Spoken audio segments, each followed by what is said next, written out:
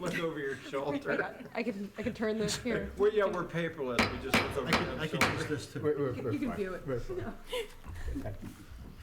The October 11th meeting of the Long Hill Planning Board is called to order at 7:34.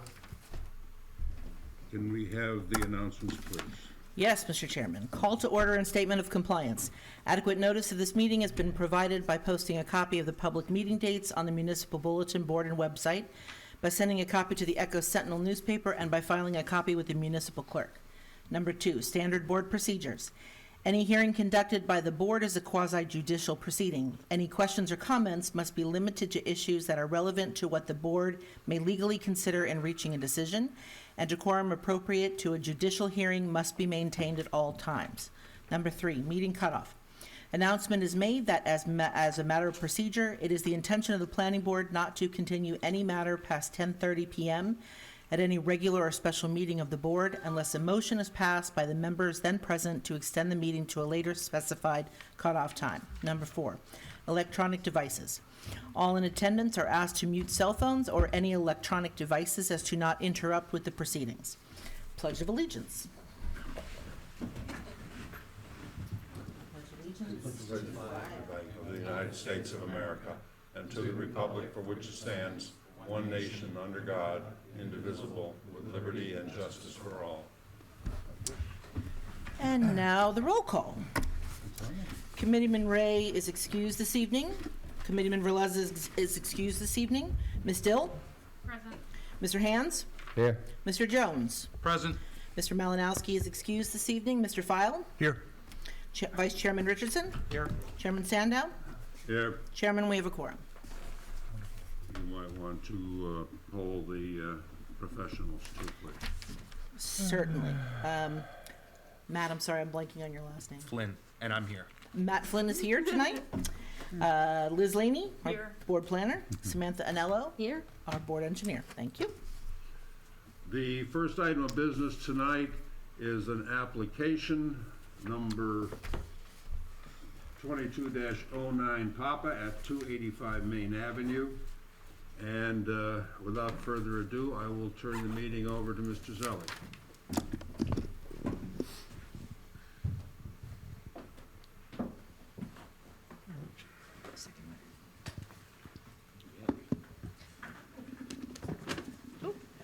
Is that a request or a requirement?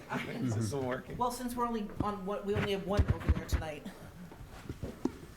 We'll try off by sharing first.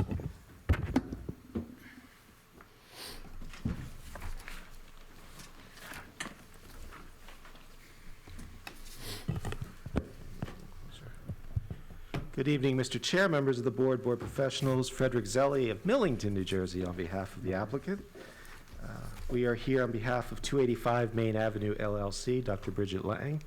This is a dental office located at that address, which is your block 11511, lot 22, located in your B15 Village Business Zone. This is a pretty simple, straightforward application. We would like to put a handicap ramp on the front entrance of the building. I will have Dr. Lang explain why the front entrance as opposed to the side entrance, which is possibly the one and only question that comes to mind on this application. And our other witness this evening will be our architect. With that, I would like them both to be sworn in, if that's okay, Council. And Mr. Chair? And raise your right hand. Do you both swear that any testimony you will give this evening will be the whole truth and nothing but the truth? Yes. And just so the board members are aware, I did review the applicant's notice. It was timely served, content sufficient, and the board does have jurisdiction to act tonight. Thank you. Thank you. Dr. Cohen, you've been sworn. Would you just give your address for the record? You mean me? I'm sorry, did I say something? Dr. Lang, I'm sorry. Did I say Dr.? So I'm Bridget Lang. My street address at home is 294 Gates Avenue in Gillette.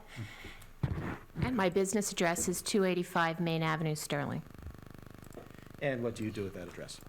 I conduct a private practice dental office. For how long? I at that address for nearly 4 years. And does your office cover all age groups? Is it specialized in any way? I'm a family dentist, so we treat everyone from about age 2 till quite elderly, So a lot older than that. older than that, yeah, a multiple of that. And simple question, why are we here tonight?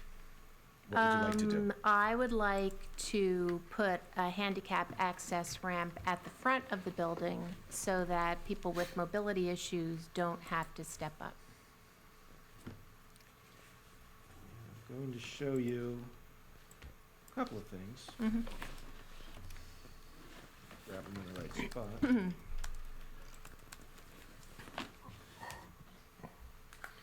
We've submitted some photographs to the board. I'll represent for the board that I took them shortly before filing of the application. They do appear as what I was seeing when I took the pictures appeared. They are accurate. But in the order in which they're presented, I'm just going to ask Dr. Lang to tell us what they portray. We'll just take one at a time. So I guess headed down Main Avenue toward Valley. My building is on the left. There's some bushes out front and a front window, front door, about a 7-inch step, and an additional 2-inch threshold up to the main office. Beyond that is my driveway to the back parking lot. Okay, just flip to the next photo and just do the same thing for each. A head-on view of my office. My office is in the front suite of the building. You can see the building alongside me and the driveway alongside me on the other side. This is a view, I guess, standing at the curb, sort of looking at the building and sort of headed up towards Central. So that's my doorway that I'd like to build the ramp there. That's my driveway to the back. Another view of my driveway, separated from my neighbor by a little peninsula, and our rear parking lot. Another view of the back of the building from, I guess, the rearmost corner of the parking lot. And that takes us to the end.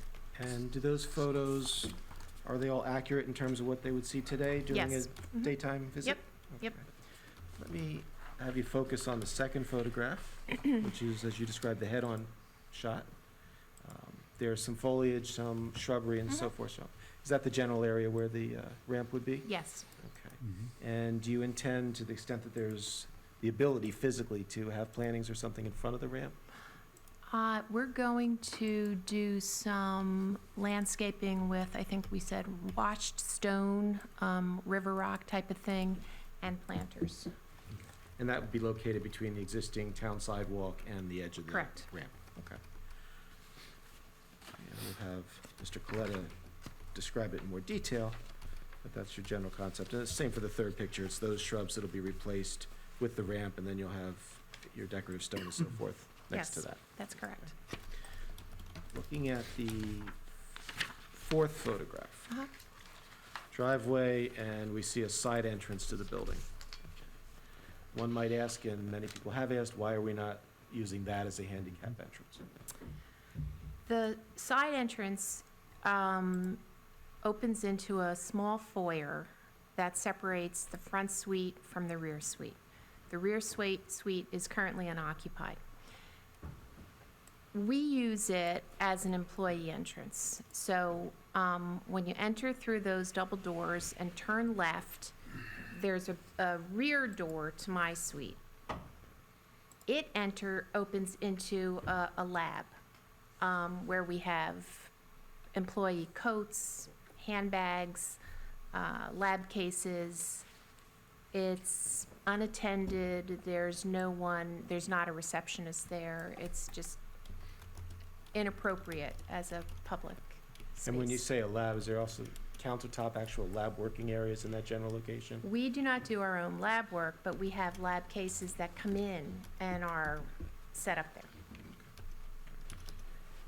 And the front, describe for those who haven't been into your office, for somebody walking in the front door where we do want to have the ramp, what do they come into? A reception area with chairs, a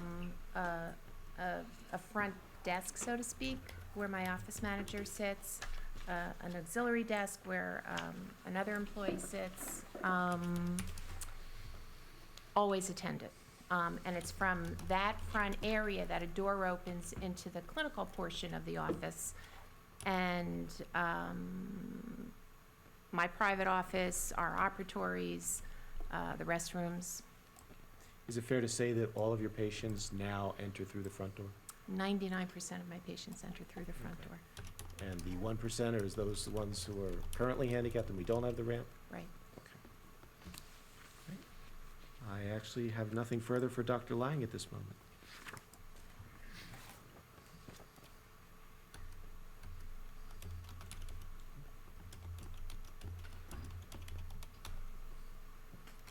Any questions from board members? Board professionals, perhaps? I think I'll hold my questions for your architect. Thank you.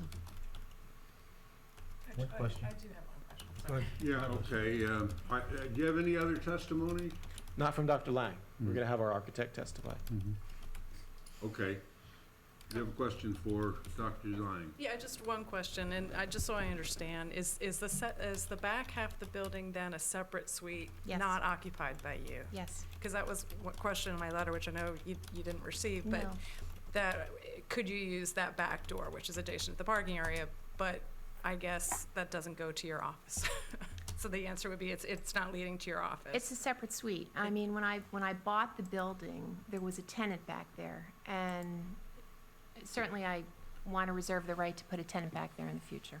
Okay, all right, thank you. You're welcome. Are you required to have a handicap ramp, No, or is that just optional? no. To my knowledge, I'm not required. I don't believe so. Not on an existing building. And are your restrooms all ADA compliant? 100%.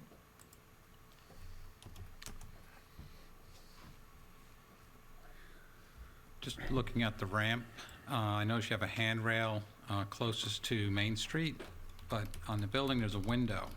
What are you going to do to safeguard anyone using the ramp? Because they could lean in towards the window.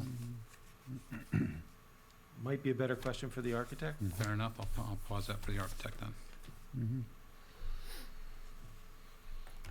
Any other questions? I guess just one question. Did you consider anything else, or is this just the one that you thought this is the best thing to go with? You know, I moved my practice from Springfield in December of 2018. And for the last 4 years, I've been using a portable suitcase ramp when somebody requires it. But it's second best. And it also involves knowing precisely the physical condition of everyone who comes in. And you know what? That's second best too. So I don't think there's a suitable alternative beyond that. And this is an improvement. Okay, thank you.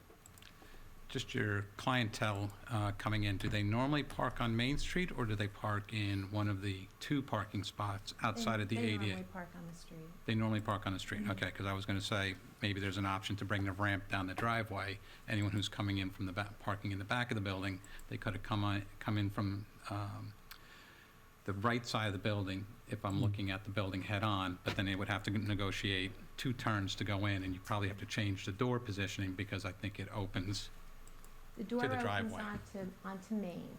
it opens to Main, and Mhm. it opens, swings towards the driveway when you're walking out of the building. Is it hinged to the Swings right or to the hinged to the driveway. left?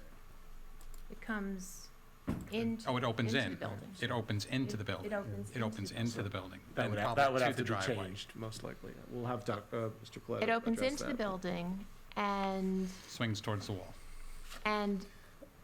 far more people enter the office from the street. So Okay. to make people walk into the driveway, I think would be a It compromise. poses another hazard where you may have to Right. create some kind of lane, because it gets very narrow as you get towards your driveway, towards the sidewalk from your Right, I driveway. don't think it's a good option. Yeah, okay. Thank you. You're welcome.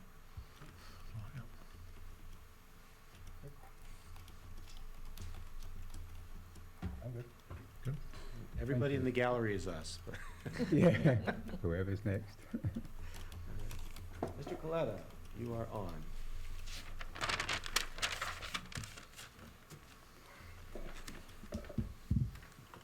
Good evening. To begin with, if you would, just for the record, give your full name and business address. It's Robert P. Coletta, C-O-L-E-T-T-A. And you're a licensed architect of the state of New Jersey, is that correct? I am. Would you please give the board the benefit of your professional educational background? I've been an architect for 48 years.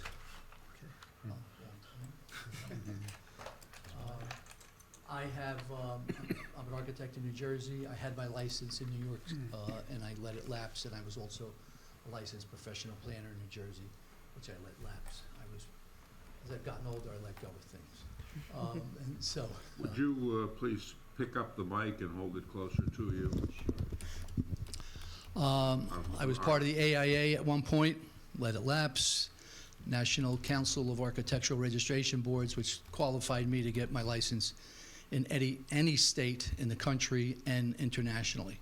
I'm also a licensed construction code official in the state of New Jersey. I've been that for a number of years. I don't have a town that I work for. I'm also a licensed building subcode official in New Jersey, and also a licensed high hazard inspector for New Jersey. And those three licenses, as well as your architect's license, are in good standing this evening? Yes, Okay. And did you design the ramp design that the board has? I did.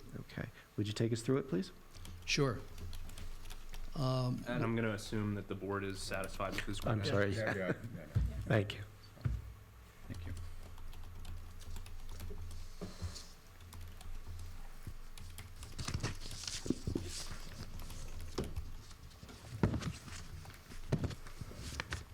When meeting with Dr. Lang, we came to the conclusion that the logical spot for this ramp was where we show it today.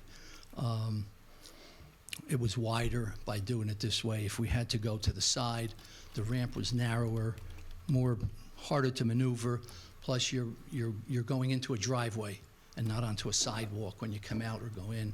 So it was just from a safety standpoint, the front was a better choice. Again, you have your sidewalk. You come in towards the building at the far left side. That's a level area, which needs to be by law level. Come up the ramp. Ramp is approximately what the handicap code requires, 1 and 12. The steps from the present platform into the building is about 10 inches. So we are easily meeting the pitch on that. As you come up the ramp, it's a 12-foot ramp. We have a large platform of 7'7". We only went as far as we can go with the width of it at 4'8". I would have preferred 5 feet. I always tell you for the turning of a wheelchair, you need that 5-foot circle. You see that in the bathrooms and any kind of turning area. But again, this is not, because this is ADA, ADA will allow you some latitude in what you do, even to a point of, if there's something that, like say structurally a problem on a project, you don't have to do something. You could just say, we can't do it because of economical means. Well, you can't do that with the building codes. And is this also true because this is a retrofit of an existing building? Yeah, if you want to call it retrofit, yeah, I mean, it's just an addition to, as an entrance, that's all it would be, but whatever the terminology you want to use. But there's no, there would not be an actual problem with the use of a wheelchair on the platform of this site? No, Okay. no. That 5-foot radius that's to take a chair and make it spin totally in a circle. And you don't have a need for that here. You're going to come up and you make a left turn. So you're not making a complete circle. And that 5 feet has to do with the feet sticking out on the front, if you call them platforms or steps for the wheelchair. This is a masonry It'll be unit? concrete, yes. It'll be concrete. And what would the front facade be? Is that concrete also, or is there a veneer of some sort? If we haven't designed the details yet, if it's concrete block, we'll stucco it so it looks like concrete. not a big deal to do that.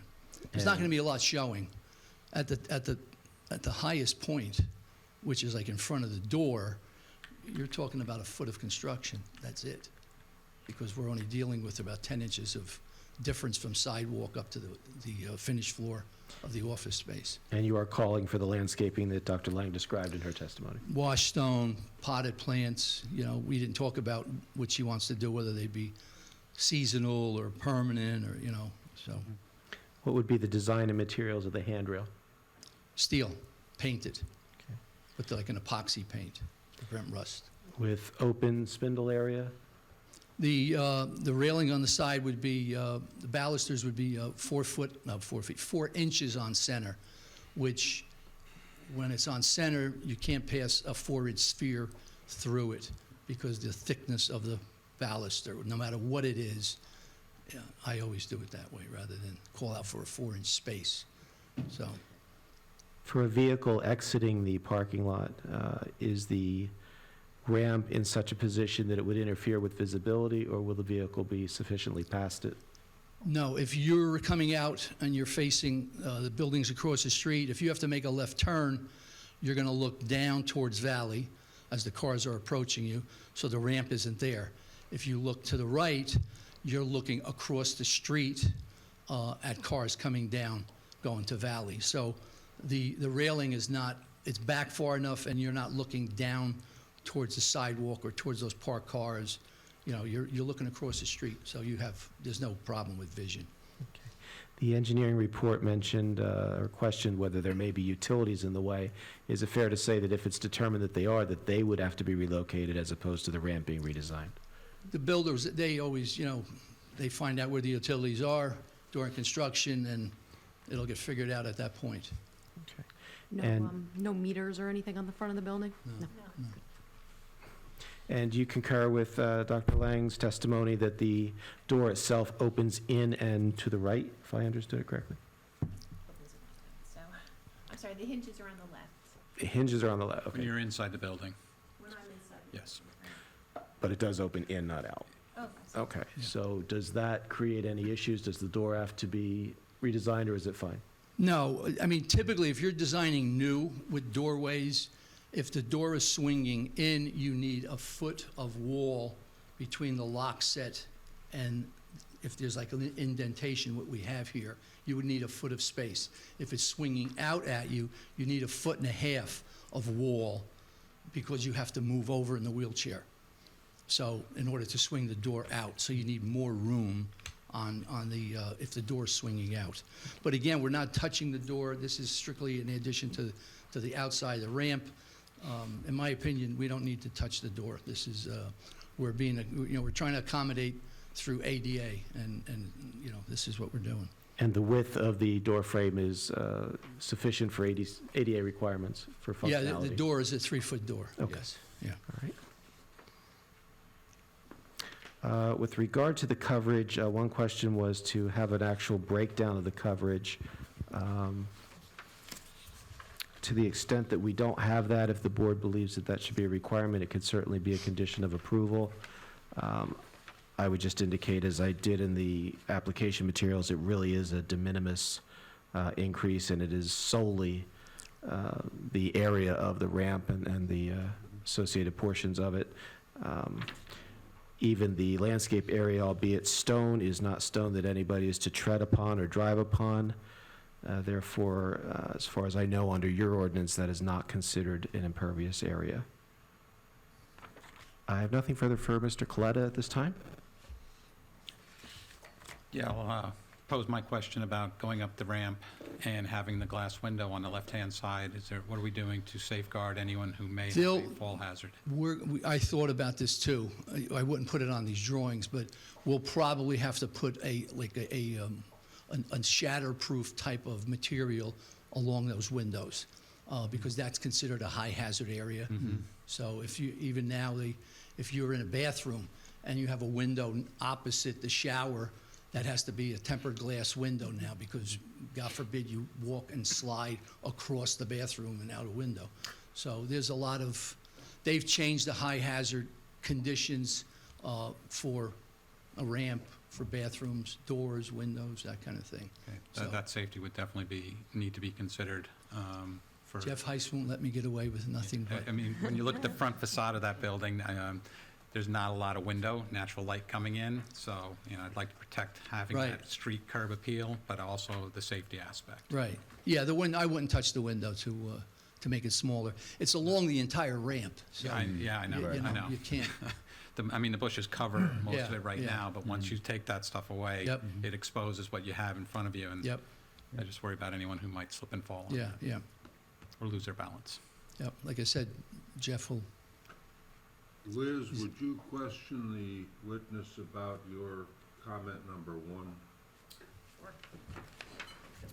So comment number 1 relates to the one variance that you need, the one bulk variance, which is for impervious coverage. And you're currently at 83%, and with the addition of this ramp, you'll go to 84.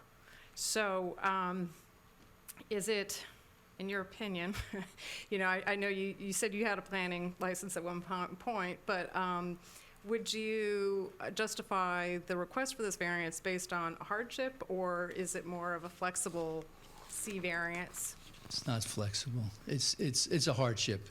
I mean, the topography of this is where the building is, where the property line is, the construction that we're doing. You put the three of those together, this is it. This is what you get. You don't have much of a choice. And so is it of your opinion then that granting the variance would not have a substantial negative impact on the surrounding properties or the neighborhood? Not at all, none, no.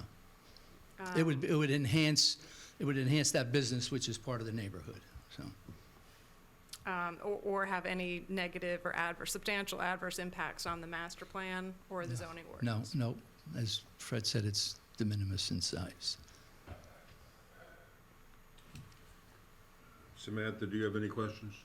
No, I was just checking out what the increase in square footage is, and we really are talking about a de minimis increase in lot coverage here. So, talking about the breakdown of the impervious coverage, I think that's more to have that documentation, as part of this resolution, should, Dr. Lang or future owners of this property do, subsequent work on the property. So at least we have documented exactly how we came up with that 84% at this point.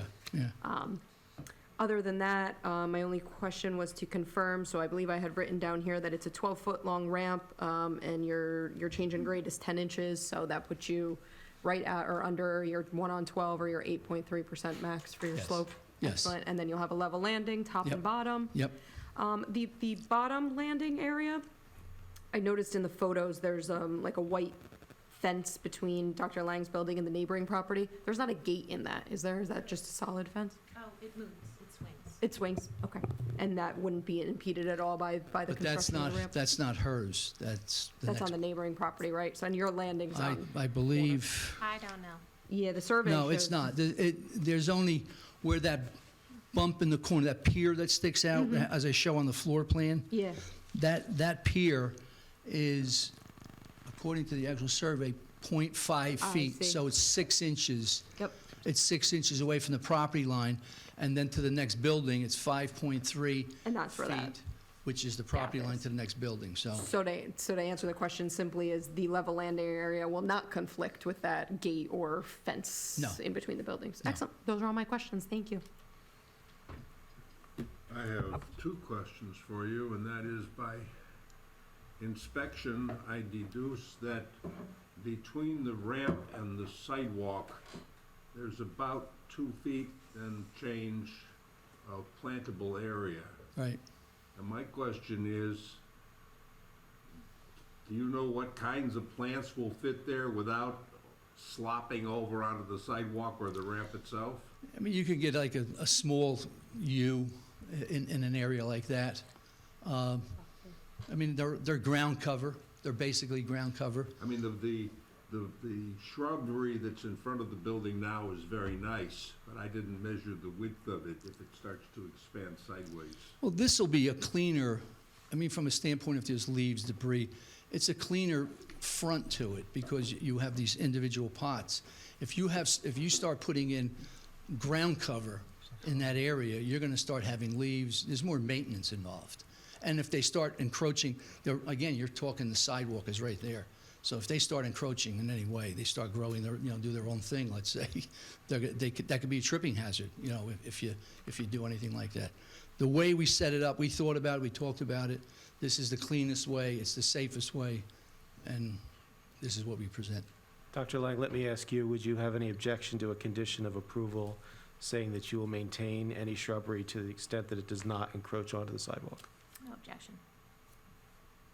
My second question is a purely aesthetic one, and that is, as I view the business district on Main Avenue, I know of only one other business that actually has a ramp, and it is not in the front of the building. And what makes all those other property owners get away without having a ramp? Because they were built prior to the barrier-free code coming in. So And was this building? I don't know the year, but it was, again, if it was built without it, that's not on Dr. Lang, it's not on me, it's the town that didn't have the Do we know building. whether the need for a ramp is a function of the use as a medical office? Well, again, Or would a law office need a ramp? Incidentally, there's a law office next door and it does not have a ramp. Well, Dr. Anyone- Lang testified that it's not required as a matter, we're not here because we're being required to do this. We're here to accommodate our elderly and disabled Right. patients. That's fine. Okay. Thank you. Any other questions from the I board? just had a quick question in regards to, did you look at, and is it even feasible to be able to still utilize the step and the entrance, or do you have to have that front fencing, shall we say, The railing? the railing, Mhm. for that platform, even at that height? Again, when you're making railings, even though you're so close to grade, there's always the argument, a kid could walk up there with a parent and fall. Yeah, my point is, it's so- just Right. aesthetically looking head-on for the folks who don't need the ramp. Right. Everyone's now using the ramp, right? Yes. Versus just going up the step and Right, into the door. right. Is to have both options is all. I'm We saying. talked about it, it didn't make any sense to do it. We were adding more impervious material, number one, and it just didn't make sense. Right. Because now if you put stairs, you're putting them into the driveway area where the sign is, now you're forcing people to Well, walk. no, in. I was gonna just suggest you use the exact same configuration you have now. That you'd just be coming straight at it. No, You're not coming in from the driveway. because the steps, you need it level in front of that door, Okay. No, I'm fine with that. I Yeah, just was curious if you consider that. So you are removing the sidewalk that's there now? Yes, Show a there's, sidewalk that connects, and that's deducted from your impervious coverage? it should be, yes. bit That's, counts. It's not on the property. If you look at the right, technically, it's not site on the plan property, enlargement, yeah. right. the platform, like the step up to the building is on the property, but the majority of that Yeah, I'm looking sidewalk at the is renderings. actually in the right of way. Right. So that wouldn't count. Unfortunately, that wouldn't count as a deduction. No credit. Their property, even though Yep. it, So is the- a deduction in the area. The if that makes existing sense. sidewalk, stairs, and platform, there's an arrow, and I see in the photo, there is a sidewalk, there is concrete that heads to those stairs. Correct. But That's that- on their property. This portion, can you Yeah. my screen? This portion from this line beyond is on their property, but this portion down here, That's off. that's in the right. Okay, gotcha. So if they were two to s- put stairs in that direction, Gotcha. the stairs. No, would I slide into the understood. right of way. The two steps are on the property. Right, correct. Got it. So, I had the same thought. I mean, just to be clear, I mean, Yeah. you could potentially have just a railing up the slope, Right. not at the end. But that's not a consideration. Or because it's wheelchairs, you don't want coming out the door and rolling off the end of the step. Well, that- essentially, right? You never know what somebody's going to do, so you always have to, Yeah. again, Yeah. I kind of like the barrier back across the front, just simply because it doesn't create a trip hazard. Yeah. I And- only have one minor cosmetic question. You used the word stucco. Someone Oh. used the word stucco earlier in Yeah. front.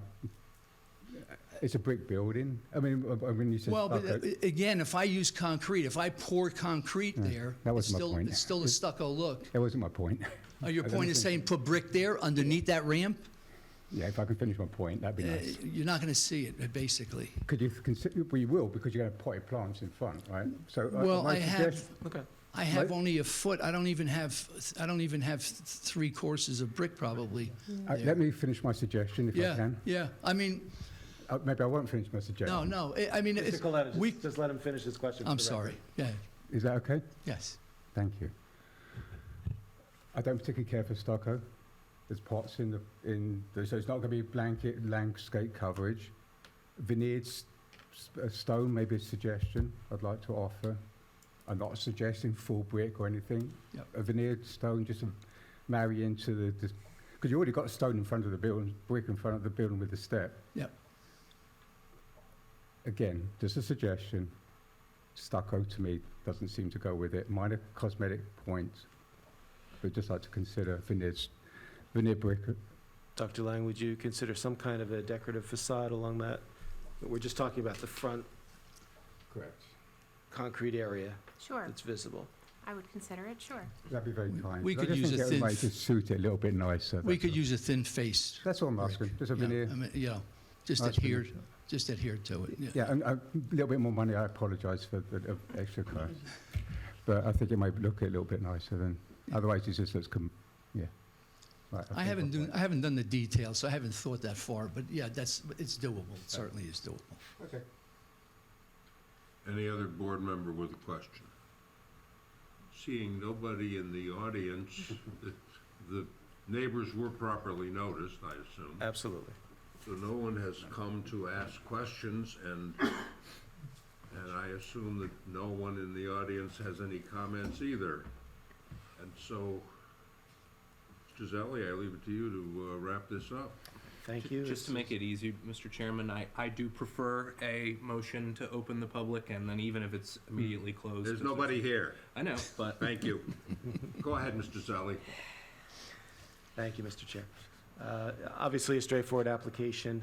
It is a C1 variance primarily. We're dealing with just a slight increase in impervious coverage. There's no coverage we can really get rid of in order to offset it, and it's a de minimis change to begin with.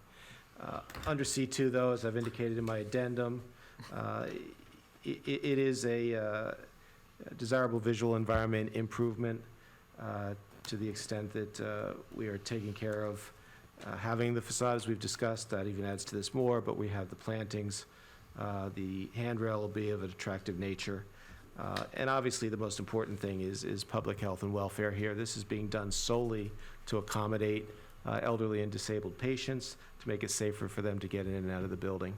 So that certainly accomplishes purpose A of the municipal land use law. The benefit of that is outweighs any detriment, because as far as we can see, there really isn't any detriment. So under either a C1 or a C2 analysis, we believe this application can be justified. And again, that's our only variance. Otherwise, this is just a minor site plan application. So we thank you for hearing us. We'd appreciate a positive vote. Let's have a discussion amongst the board members, starting with you, Mr. Richardson. Well, first of all, thank you for the application. Thank you for coming very well organized and presenting here. And thank you, Dr. Lang, for moving your practice from Yep. Springfield to our town. It's very nice to have a professional office such as yours here. I'm very much in favor of this. I applaud you for not having to do just the requirements, and that you're extending and making this property more accessible to your patients. So thank you. Teresa? I also like to thank you for a great application. My concern was only the aesthetics of it, and it seems like you've solved for all that, so, yeah, I appreciate you coming tonight. Thank you. Alan? I'm in favor of the application. I think that something that wasn't mentioned is that just walking around the neighborhood, you can see that probably the vast majority of the properties are significantly over on permitted lot coverage. So I don't see an issue with this at all. David? Yeah, likewise, thank you for everything you've done. Some ways I feel guilty that you have to come forward, but you're doing the right thing. So again, appreciate that you did the right thing with trying to do the right thing. So greatly appreciate that. My only point on the bricks, that's the only point I have, but other than that, so it was good, thank you. Thank you. Tom? Thank you. Thank you, Dr. Lang. And thank you for coming before the board. You may want to get a tenant in the back there to help pay for that front. But with that being said, I agree with everyone else. So thank you very much. You're welcome. Thank you all. I didn't think it could be done, but the architect has done the best that is possible under the circumstance with no front yard. And so I think I'm all in favor of getting this done. Thank you. How are we going to write up a resolution? Do we have any conditions that we want to mention? Well, there's a few. I mean, there's a few contained in the reports. There's your condition with that aesthetic improvement, maintaining any shrubs, make sure they don't extend into the sidewalk. And I think that's it. The use are the bulk variances. There's one, it's a sole one bulk variance for the increase in impervious coverage. There's a couple existing nonconformities on the lot, but they're not in any way exacerbated by this application, so they only need the one variance for the 1% increase in impervious coverage. Can we have a roll call, please, on that motion? When we have a motion. Mm-hmm. So moved. We haven't had No a motion yet. Now we have a To motion. accept this- Sorry, yeah. Yeah. Motion to accept this application With the conditions mentioned, with the conditions. if those conditions are acceptable to you. Yes. I'll second. They're accepted. Oh, I thought Teresa seconded. Okay, sorry about that. I'm so eager to get you out. Watch I didn't the hear- Yankees game. All right, so who should I put down as a second? You can put Alan. Put Teresa. See, everybody's fighting over it. That's great. I'll defer. Alan, you're such a Okay. gentleman. Vice Chairman Richardson, Yes. Ms. Dill, Yes. Mr. Hands, Yes. Mr. Jones, Yes. Mr. File, Yes. Chairman Sandow, Yes. motion carries. Thank you all very much. Have a great night. Go Yankees. We will adopt a resolution at our meeting 2 weeks from tonight, and Oh, yeah. then you're free to apply Awesome. and get it over with. Thank you so much. Thanks a million, guys. And don't forget the no skateboards on the ramp sign. That wasn't a condition, though. Too late. Not doing anything different. Bet you wish they were all easy, right, Fred? You wish they were all this easy. That would be nice. And then what's the fun in doing it? Right. Yeah. Thanks, Dr. Lang. Thanks a million, guys. All right, have a good day. Thank you. Thank you. We'll be in touch. What's that? Oh, Thank you. Thanks, Doc. Good night. bring them back, because we're gonna be here till probably 10:30, so. 10:30. Yeah. Good night. Free to stick around if you'd like. This is when the real excitement starts. I also have a TV at home. I had this much once a day. Take it easy, Mr. Coletto. Is that where Steve? He said, is that where Steve? Now, we had the opportunity to consider a problem that apparently exists somewhere in town of a short-term rental, which turned into a party hangout, and we're not even a shore town, so I'm not sure why anyone would want to rent a room in order to hold a party in Long Hill, but maybe one of you can educate me. I sent an email a few days ago which said that there's a suggestion that we might want to try to regulate this, and I asked the board members to come up with some ideas on how, if we should try to regulate short-term rentals. And I'm just going to open it up for anybody who's thought about it enough to make a comment. All right. Well, I think firstly, Liz, you had some suggestions in your write-up. Do you want to touch on some of those first? Yes, I do have some comments. Sure, and I have copies for everyone. I had sent it to the Master Plan Committee first, just for review. I'm not sure if the Master Plan Committee had an opportunity. But really, I think there's some policy decisions that need to be made. It may not be at the planning board level, it may be at the township committee level, but regarding how much work you want to make for your current employees and how much, how much capacity your current employees have, or perhaps how much capacity it would be to hire somebody to essentially run, administer, and enforce. It's a lot. And so there are, I think that everyone should review the memo. It's the kinds of things that you're supposed to look for. But it's not an easy fix, because there are certain things, like some say, okay, well, let's legalize them. We'll make everybody, register. Well, a lot of people won't register, so then you don't know. And so then it becomes an enforcement issue. Or you Register for what? register the way you would if you had like an accessory apartment or something. You have to register every year with the township, that sort of thing. Yeah, Where well, you, the accessory apartments are not a part of this issue, are they? no, that's exactly A right. lot of townships who have this ordinance have permits, about $200, Exactly. So you $250 a year essentially, permit. thank you. You Right, essentially this get a is permitted. permit to have an Airbnb, a legal Right. Airbnb. And I'm saying Airbnb, but it's really VRBO, any SU. short-term rental.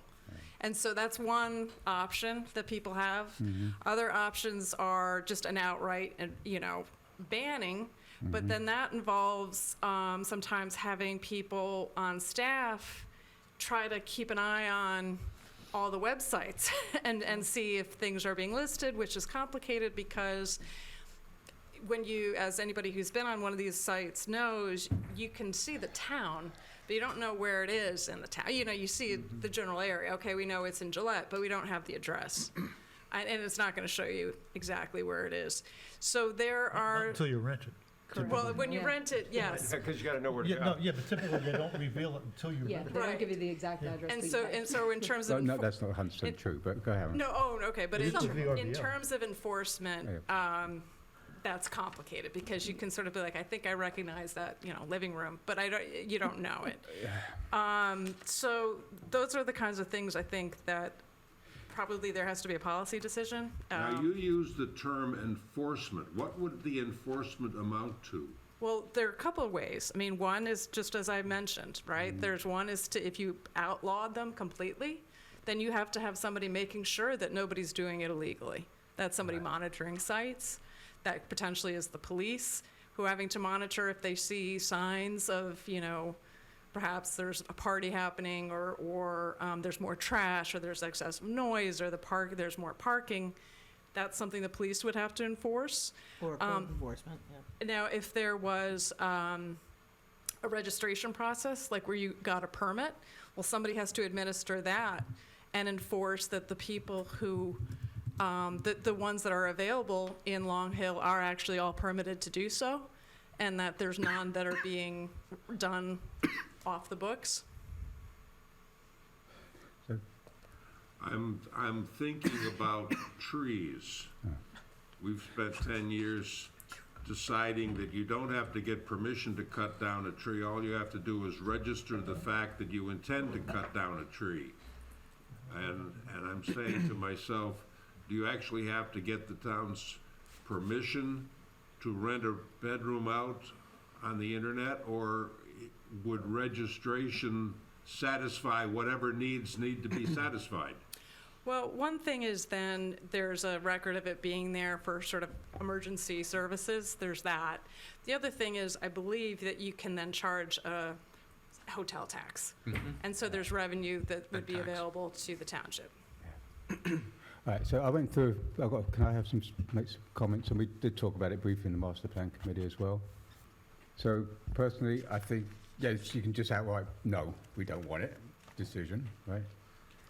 If you do decide, permit or no permit, I think permit makes sense. Again, from the towns I looked at, permit seems like the natural thing to do, whether it's $250, $200, whatever it is a year.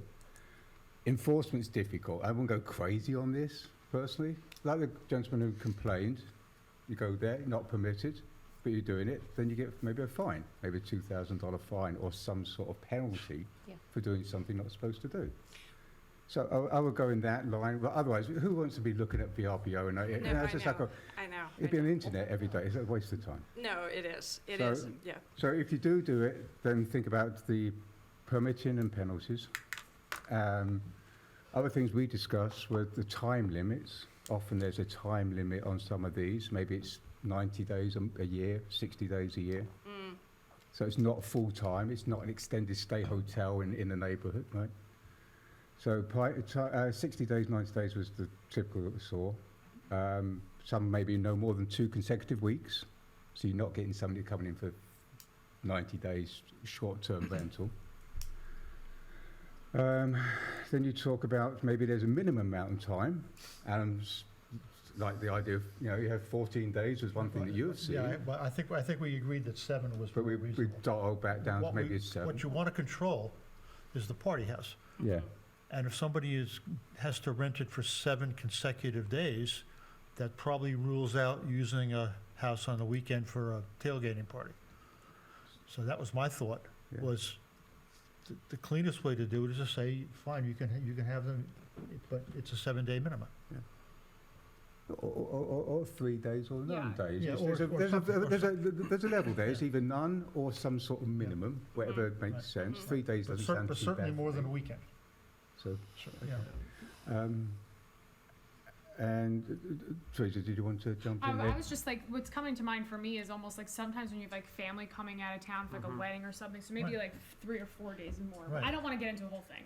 That was what was coming Right. to mind, is like maybe 7's a little extreme. Right. Yeah, when you're having your aunt and uncle over Yeah. for Thanksgiving, a whole week. 3 days. You don't want them around for a week.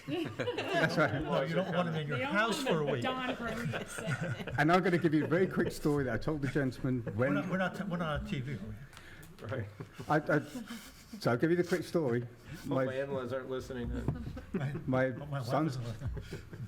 Yes, Dave. So my story, to your point. So my son's getting married next year. My sister-in-law's coming over. They looked at one on Gates Avenue, and it would only be 6 days. So Mhm. the wedding is a thing. It's not. This is not a party place. This is real. So there's 5 in town. Right. So I think the accommodation of it. So that gives me more justification, reason, personal reason at least, general reasoning, Yeah. to do something. Yeah. And I think. Well, so- the fact is, I mean, our town does not have a hotel. I Yeah, mean, right. either. I mean, exactly I can right. tell you as a fact, the hub over in New Providence is already booked for Right. Thanksgiving. I mean, that's how quickly that fills. Yeah. Yeah. And, you know, so hotels fill up quick. And I've been looking at VRBOs all around the area now Right. because of this. So, I mean, it does provide, I think, All right. something in regards to, for us to consider. Then we need to I don't think consider to this- restrict it totally is the way to go. Then suggest the zoning. Where do you permit it? Right. So we've got residential. We've got multifamilies, different zones, townhouse zone. You think those make sense? For maybe village business, not sure. So there's residents in village business. So do we need to specify what zones are permitted to have it? Oh, well, I'm not sure what the end goal is. You know, is the township committee looking for some concrete recommendations? Well, I'm going to come up. I think we can come up. Well, I think we should do that at least I mean, it could ourselves. come up, I think it could come from more global level through the master plan. Right. And then eventually, hopefully, it would be taken up as a priority from the plan to develop an ordinance. So we, That would be the normal course. So maybe the action would be that Well, the master plan committee should consider, And come back to this group with a recommendation. What is that? is this, or just say in the land use ordinance that this should be reviewed, you know, in the coming year or whatever, and not get specific. I don't. is this a land use issue? Well, that's a That's good question. fundamentally, in other words, if you want to work at home instead of riding the train to New York, does that make your house a home office? Does that subject you to the land use ordinance about home businesses? Well, just exactly what does the ordinance say about a home business? Is renting out a bedroom the same as a home business? No, I mean, I think a reasonable person reading an ordinance would know the difference. But I think that, I just think I agree with the process that Don just outlined, which is, I mean, it's a little bit more, I don't think we're gonna come up with the exact wording and all the details here right now. Right. But I think these are things that, it sounds to me like a recommendation that would be in the master plan is actually not to outright ban them, which is some towns would say, we don't want them at all. Right. And actually what I'm hearing is that, no, we would like them just with certain parameters. And, you know, and there's some suggestions of that, like permitting them in certain zones. Well, do you really want them, or do you want to allow our taxpayers the flexibility to go down this route? Well, it is an option that often gets brought up, that people say, you know what, I couldn't really afford to stay in my home, but now that I can rent it out, you know, for a few days a month or whatever, that gives me some income that supplements, you know, my ability to pay my taxes and maintain my home. Might be the difference in them staying in Right. town and not moving. So what do we do? Sorry, I Deb. think it's Deborah? Just for point of interest, currently the landlord identity registration regulations fall under general code, not land use. That's what we so figured it would be. short-term rentals would not fall under land use. Well, I is think what that you're would be ultimately up to the board and to the township committee, but currently the registration for landlords who are renting out their home, you know, their homes And goes through the clerk. The landlord regulations apply at what level? That, I'm not 100% familiar with it, but it's definitely long-term. Apartment houses, second floors? 1 and 2 unit dwelling registrations, this form says. Multiple dwellings Sounds are like required to be given a apartments. copy, blah, blah, blah, let's see. Right. It's, looks like it's currently for, residential properties. If we get into legitimatizing these rentals, and if we get to the point where, quote, we could charge a hotel tax and make a little money, does this convert the property into a hotel subject to, for example, health department licensing? As far as I know, no. But you know, there's been a lot of research done on this. I don't know, Matt, if you have any insight on that. Yeah, it's not typically done as in the purview of the land use or zoning ordinance. It's typically done at a governing body regulation level where it's done, these inspections and permitting process are done administratively, completely outside the confines of any kind of variance or site plan review that a planning board or zoning board of adjustment would undertake. It's typically done at, like I said, at a permitting level through the town. It's typically they don't come to the planning board seeking approval to be able to rent out a room or two in their house or rent their house out on the weekends, something like that. I would also just invite the board, the most, I guess, comprehensive ordinance that I was able to find is actually one that's been heavily litigated and upheld consistently in Jersey City. I know this is a very different kind but I would definitely recommend the board, before taking any kind of affirmative approach, look at the kind of regulations that you'd see out of like a shore town, because that's going to be the most comprehensive in addressing these rentals. And currently, myself as the zoning officer, I don't have any legitimate ways to go after these homeowners because they're not, you know, they don't fall under the accessory apartment or the senior suites. When you go online, and I've looked through the ones that are listed online, although, like I said, the addresses are not listed, but they're basically just a room. Sometimes there's like a microwave cart with just a microwave and a coffee maker. And so that's not a full kitchen. So there's no way for us to enforce, you know, the fact they didn't build a kitchen, you know, so I can't go after them for an accessory apartment. Yeah, so if there's short-term rentals and we go the registration route where they have to register with the town, we're not talking hundreds of these right now. We're talking 10 or 20 from what I just gathered. Right now, I saw 5 listed on, I saw 5 on Airbnb. I don't think I only saw a couple on Right. Vrbo. So- Deb, oh, sorry, Tom. No, that's okay. just to finish that thought out, once they start to register, you can start to look at the governance that we talked about, 90 days max, that's it.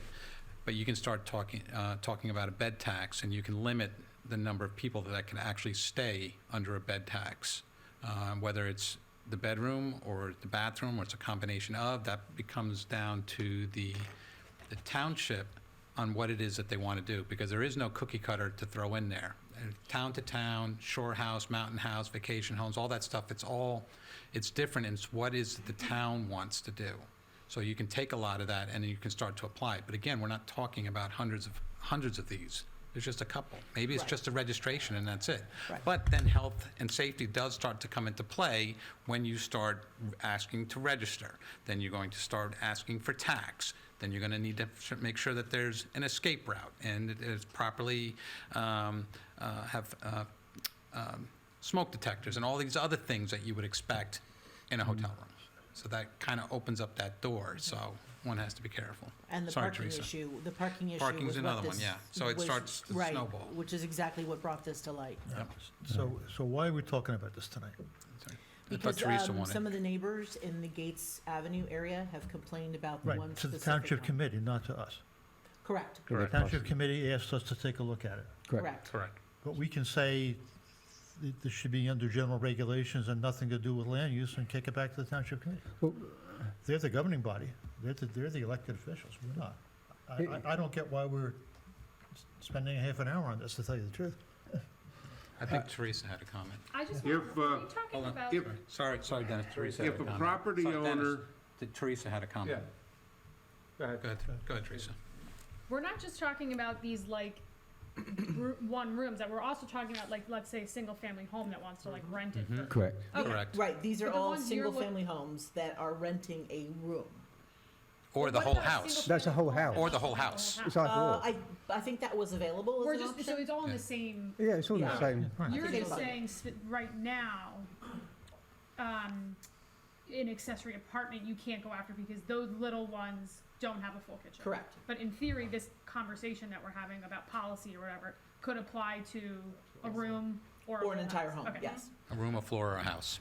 I don't think, the listings that I saw, I don't think included full homes. Yes, it Yeah, did. okay. The one I looked at. Oh, did they? I looked at it. Oh, Yeah. okay, Talking okay. about the It does, same it does. thing. So, Booked it, that's why. I looked at it, I went into, I saw Yeah, it. oh, that's right, okay. And also, I'm it ahead of you. includes, in some instances, the owner will be home. They might just be in Yeah. a different part of the Right. home. And other instances, They could be they're, a full out of the family. country. Right. So, Can I make a suggestion? Liz, you've already spent time on this, you put a document together. I've got some comments that we've had on here. Can I send you this spreadsheet? And maybe you can just accumulate something and put some record of the conversation. And then we can either distribute it to the township committee, say this is our comments, or park it until after a Some later point in recommendations, time. right? After we're at some point in the future. Yeah. But, January. and my last quick point, which two last quick points if I might. Yeah, one, the number of beds, you should limit the number of beds. Right, it can't be more occupancy overnight than the number of beds permitted in the house or whatever. And there's other. So, I'm sorry to interrupt you, but one of the issues, though, is how do you know? You don't. You're don't. never going to know. don't. You can't know everything, Okay. right? But- If some police come and you get fined. Yeah. What else do you do? Yeah, that's Correct. right. That's all you can do. Five Well, beds, and that would 25 be driven people. by a complaint. A complaint, So there'd right? have to be a complaint. Yeah, and and then the things police happen, then and that would have- person gets banned from doing They it. would have a mechanism, Yeah, thank you. Right. They would have a Exactly. mechanism. But then the TC would have a record that said this is what's acceptable. Exactly. 2 people per bed, boom. You have 5 people I in like 2 here, people per that's a bed. problem. Just a general statement, right? Cheers. It's easy. And the last couple of points, things like must not, as other ordinance said, must not disrupt or adversely affect other residents. Mhm. Okay. No signage or advertising on the property. Mhm. So a few points like that. But I can send you this, and then you can. I'll see. And don't underestimate Long Hill Township with its birding. The people who travel We have the Great Swamp. across the country to bird at the Great Great Swamp. Swamp. We have a perfect You're right, that's a location. good Yeah, point. I And did with have no no problem with hotels. it. Exactly. No problem. I think too, and Liz, you may agree, a lot of the multifamily, like townhouse complexes, if they have an HOA, the HOA tends to self-regulate these Exactly themselves. right. For example, I live in an HOA and you can't That's rent for correct. That's a anything less total than different 90 animal. days. So HOA is a lot of total those are different. completely self-regulated too. Right. Yeah, I've got, it's the other things like, no investment company, homeowner association rules must permit. Mhm. And so there's a couple of things like that, I agree. Excellent. Yep. If a homeowner decides to let his grown children move back into the house for free,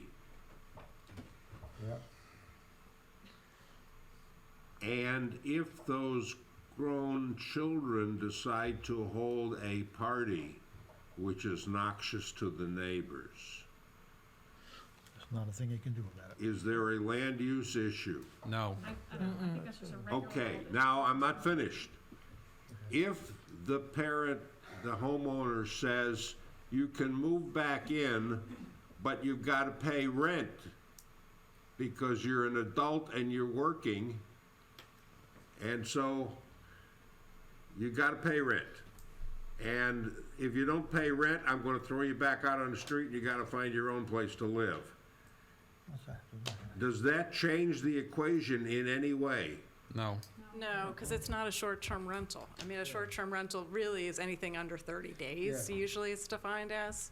And I would ask the township, if I ever got a permit for my kids to come back, don't give me the permit. Deny. Deny my permit. I want my kids back. That No, self-regulates. Run here. That's self-regulated. Run here. I mean, that's a family, inter-family situation. That's some agreement that's really not what we're talking about here. Okay, Now, with regard to 30 days, let's move on. does that mean that, that there is some magic number, 7, 30, 90, I don't know? Well, the 30 days initially was, because I think, and I'm going to double check before I say this is absolutely right, but I believed that 30 days was the limit before it was like you were establishing residency. And so, we want to make sure that we're under that limit. That's like that tax purpose, like when people establish 6 Yeah. months plus 1 day, and now I live in Florida. Right, but I want to double check. And the reason that's a lot of rationale. times done that way is Yeah. because you avoid common law issues with establishing month-to-month tenancies, and then it becomes under the purview of the Anti-Eviction Act. Thank So you. that's why Yeah. 30 days is typically the standard. Yeah, or no more than 2 consecutive weeks. And the operative word that we're talking about is register, permit, which, I think you would have to register to be able to permit, to be able to do it. So I would think that you would need a permit. Let's move on. It would depend on if the governing body wanted to extract any kind of funds as being a part of that, because you have to tie it to legitimate policymaking at the town, and there has to be some sort of cost that the township can at least say they're defraying their burden by having a zoning official or a construction official go out and do an inspection. if you register your dog, you've got to prove that he's got all his shots. Yeah, those are specifics that are worked out, once you get into the weeds of this. But this is not, we're not breaking new ground. This has been done in a lot of municipalities, some of which have failed badly at regulating, and then some of which have done a decent job. Mr. Chairman, can we move on? We do have a pretty healthy agenda still ahead of us. Did you want to speak? Would anyone care to volunteer to summarize this discussion as a response to the township committee? I think you did. I think as I was suggesting, Liz, refine your document. Okay. I'll send you the spreadsheet with my comments that I think we've gone through a little bit to help use as you see fit. I'm talking about something short that they will actually read and react to rather than drowning them in paper. Is 3 No. pages too long? No, I think we could give them an executive summary, and then they can read for more detail. Sure, About that's that. fine, Well that's said. fine. Okay. The next item on the agenda is the outdoor music and noise ordinance, and we still owe the Township Committee a response to their proposed ordinance 499, which establishes limits on restaurants with noise, and which also reverses the prohibition against outdoor noise, outdoor music, and now makes it permissible. And a committee volunteered to tackle that problem, and I'll hear their report. We're going to, Can we take it? you want to go ahead? Thank you, sir. So just looking at the code books, there are a couple of things that are already on the books. There's 315.3, outdoor music at special events. 3-15.5, loudspeaker system and annoying devices. And 3-15.1, unnecessary noise unlawful. So each of these cover different aspects. The first one covers more about getting a permit, allowing a live music, outdoor music to be played. So something that would take place at, say, Canterfield, when we have the summer concerts going on. The next one, loudspeaker system. This is no radio, loudspeaker, or any annoyance device shall be used in the township for the purpose of broadcasting music or advertising for any business or from any medium employed by any business house in such a manner as created a nuisance which would be detrimental to public health or welfare. So this kind of talks about the loudspeakers. So anything you play, whether it's a recorded music or live music, talks about loudspeakers.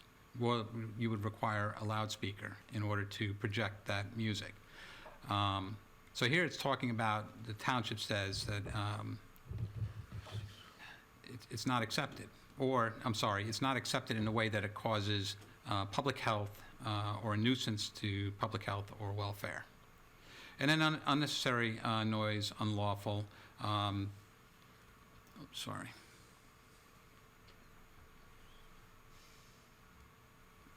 No person shall permit, make, or continue, or cause to be permitted, made, or continue. This is your lawyer talk, so you should fit right in here, right?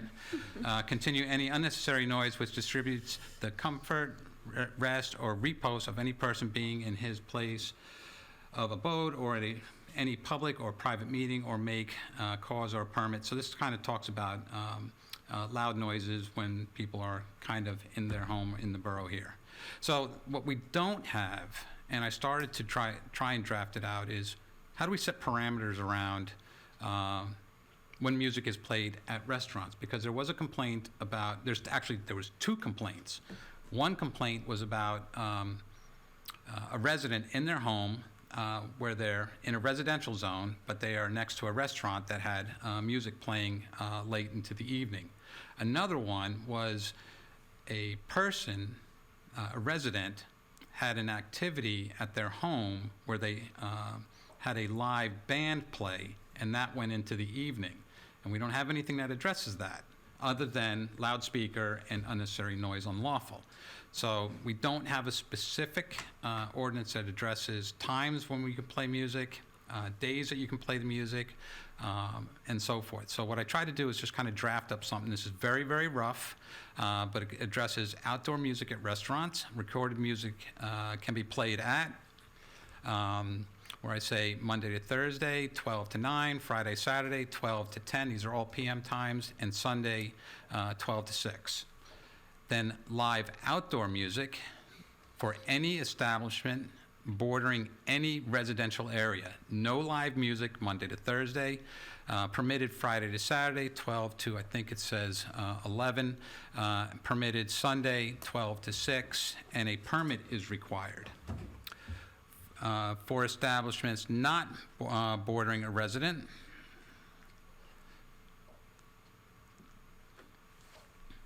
not bordering any residential zones. I'm sorry. Okay, so live music bordering residential zone, I said it ends at 10 o'clock. The difference here is that it is permitted Friday, Saturday, but it's 12 p.m. to 11 p.m. Sundays, 12 to 6. A permit is required. Also, outdoor music special events applies. I also noted that A tent is not considered indoors, that is outdoors. So you couldn't have live music, or you can only have live music during certain portions of the week. So that's kind of what I've drafted out now. Some other thoughts and considerations is, what about penalties and fines to be imposed? Is the first time a warning? Is the second time a summons? Does that go up in increments? What happens after a third offense or a fourth offense? Do we take the permit away, alcohol permit or something along those lines, depending if it's a business? I think residential, you would treat that a little bit differently. But my one comment to the one person who had the issue with a resident playing music late into the evening, for the person who had that done, why don't you talk to your neighbors and tell them you're going to do that, and maybe you can find some common ground to write and have to come to before us to write an ordinance for that. I feel like a lot of that can be addressed just with neighbors being neighbors. So that would be my comment to that. Tom, Deborah has a comment. I'm Hi, sorry, Deborah. I I'm actually sorry. don't have, I apologize. I know that our board engineer is a great sport, but does she really need to be here for the rest of the meeting, or can Oh, we- cheers. Or can we excuse her? You have anything on noise? I didn't think of that. Actually, do you have anything on noise, matter of interest? No, the realm that I've gotten to in noise actually only had to do with the noise of a shooting range and how we Mhm. can engineer acoustics for that. Yeah. So I will say that does not apply in this situation, as I do not. You don't do believe anything will with have- decibels where we say like 50 decibels or a day and 40 at night or something along those lines? The section of the code that goes to policing, do they have a threshold? That's generally think where there it comes is. in. It comes as a police department Yeah. Okay. regulation. Yeah. It doesn't Yeah. fall under land use. They normally don't, get us involved, other than, when it's like unique circumstances, like a shooting range. or- Yeah, they do have, the model ordinance does talk about decibels, as Tom Yeah, it's mentioned. 65 and 65, then right. 50. Which is not 65. very high No, it's not very high. at all. 65 day, That's 50 kind of night? alarming, Yeah. actually. Yeah, okay. And I think the ordinance say unnecessary noise. It says Yeah. not quantified. Right. That's correct. exactly. So- That's the problem with some of these ordinances, they're very vague. That's under the state model ordinance. It's the Yes, there is- 65. Okay. Yeah, there's a- 65 Excuse for the me, same amount. excuse me. If I have a restaurant, music is necessary for my business. You can't call it unnecessary. So do we need the engineer? Huh? No, We food need is the engineer. necessary for your business, not music. I guess the question is first if you would like me to stay or if I. Yeah, that's the question. am excused for the evening. Have a I nice guess. evening. Thank you all.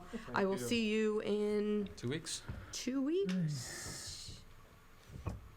Yeah, we have dates coming back in 2 weeks. Mhm. Okay. Yeah, Well, thank Thank you you all very and have a much. great night. great, Thank you. thank you. I apologize again for interrupting. No, that's quite all right. I realize I was- I'm, yeah. I'm happy for that. I didn't think of it. Samantha I think I was- appreciates I the think I interruption. I know. Can we like talk specifics for, Yeah. like, okay, so like obviously I don't know if this is the one at issue, but like the Sterling Hotel, right? Mhm. Is that so? I think that's one of the I'm ones. It sure, wasn't like- called out by name, but that's the only one I can think It's of. the only one I can think of that plays music. Solentro It wasn't, did.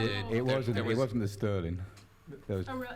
it was actually some of it, yeah, Gilento. Well, and I'm not trying to get to like who complains. That's at the right, restaurant. that's I'm right. trying to like That's get to, we live in a small town and we don't want to all of a sudden like disrupt Samantha, the businesses. And Exactly So I right. guess my point is, let's say it's the Sterling Hotel. I may have my heard you slope wrong, but did you say calculator, like my ramp no slope music during the week? calculator.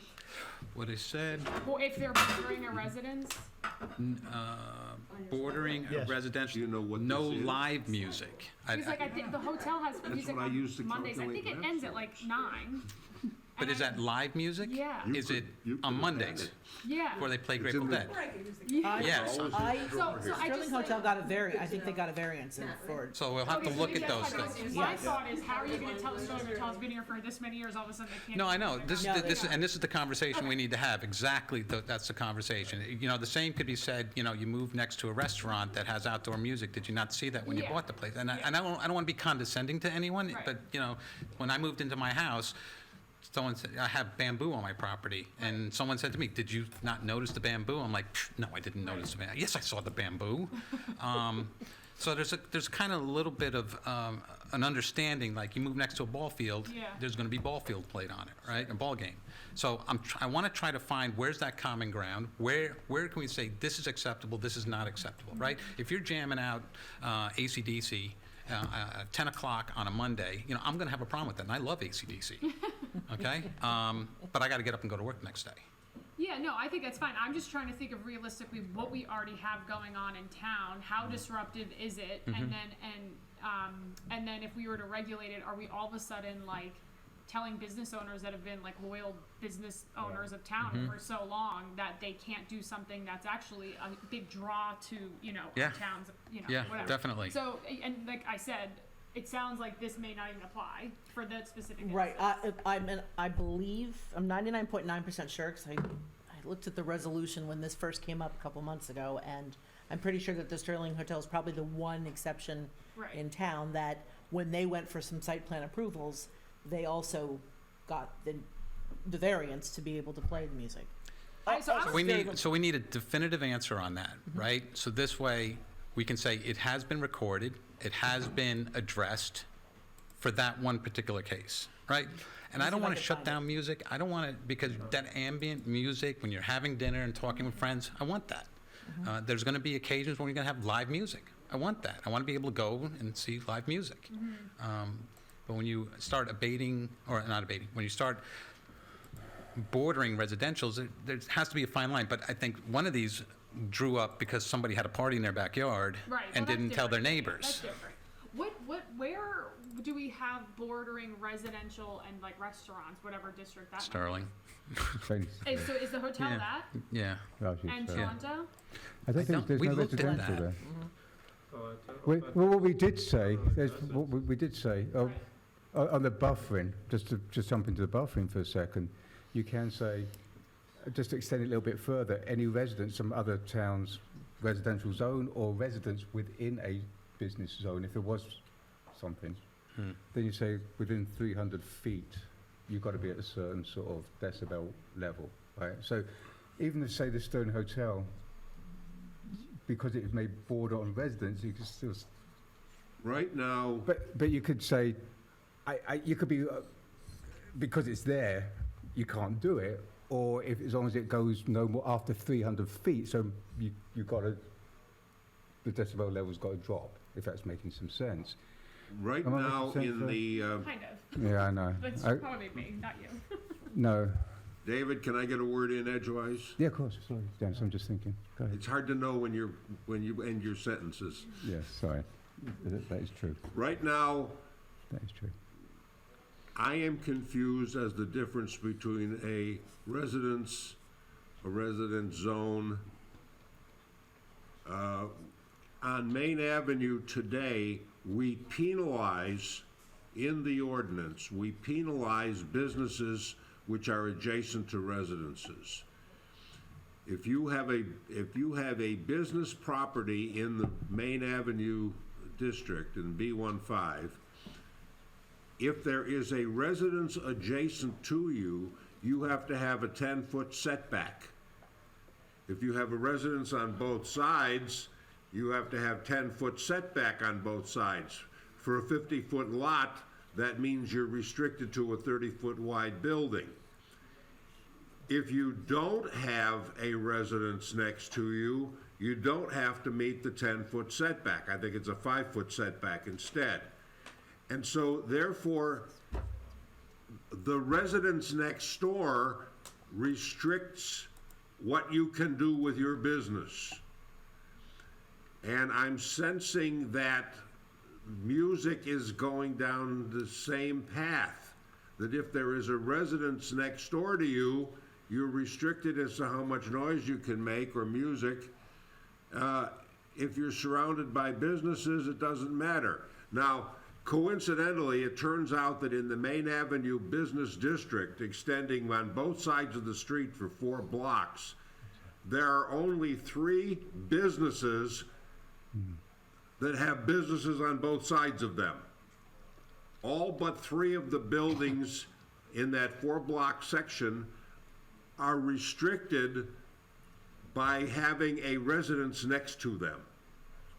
This is a penalty that a business owner has to pay if he wants to operate in the B15 zone, is that if a residence goes up next to him, or if the business next to him wants to rent out their second floor as a residence, all of a sudden the rules have changed for your property. And I find this troubling, and I don't want to put music into the same category. That it's dependent on where you are located and what is the nature of your neighbor.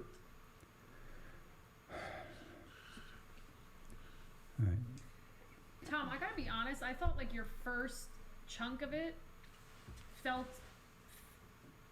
perfectly applicable to just all music at restaurants, regardless of bordering a residence or not. So outdoor music at restaurants, I have it listed as recorded music, but it could be recorded or live, Okay. right? Monday to Thursday, 12 to 9 PMs, right? Friday, Saturday, 12 to 10, and then Sunday, 12 to 6. Yeah, I mean, I'd have to like maybe give it a little more thought than just right now, but Yeah. I don't know, that doesn't sound egregious in any way, that sounds pretty reasonable. I'm happy to be redlining this and coming Right. back with this is just the first, just the Yeah, brain yeah. dump, that's all that was. No, of course, I'm I think as long as there's a decibel Right. maximum during the permitted hours, I'd be fine with that too. And you know that has to be measured, and it has to be somebody, Right. you know, you need a device for that, and I someone think has to that's be the trained point. for that.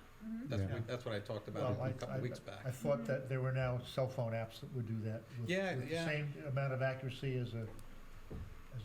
Cell phone apps are useless because they have to be calibrated to the individual cell phone. Never mind. Forget I said it. Can I just, police deal with it. just to go back to my very badly explained buffering, if I might.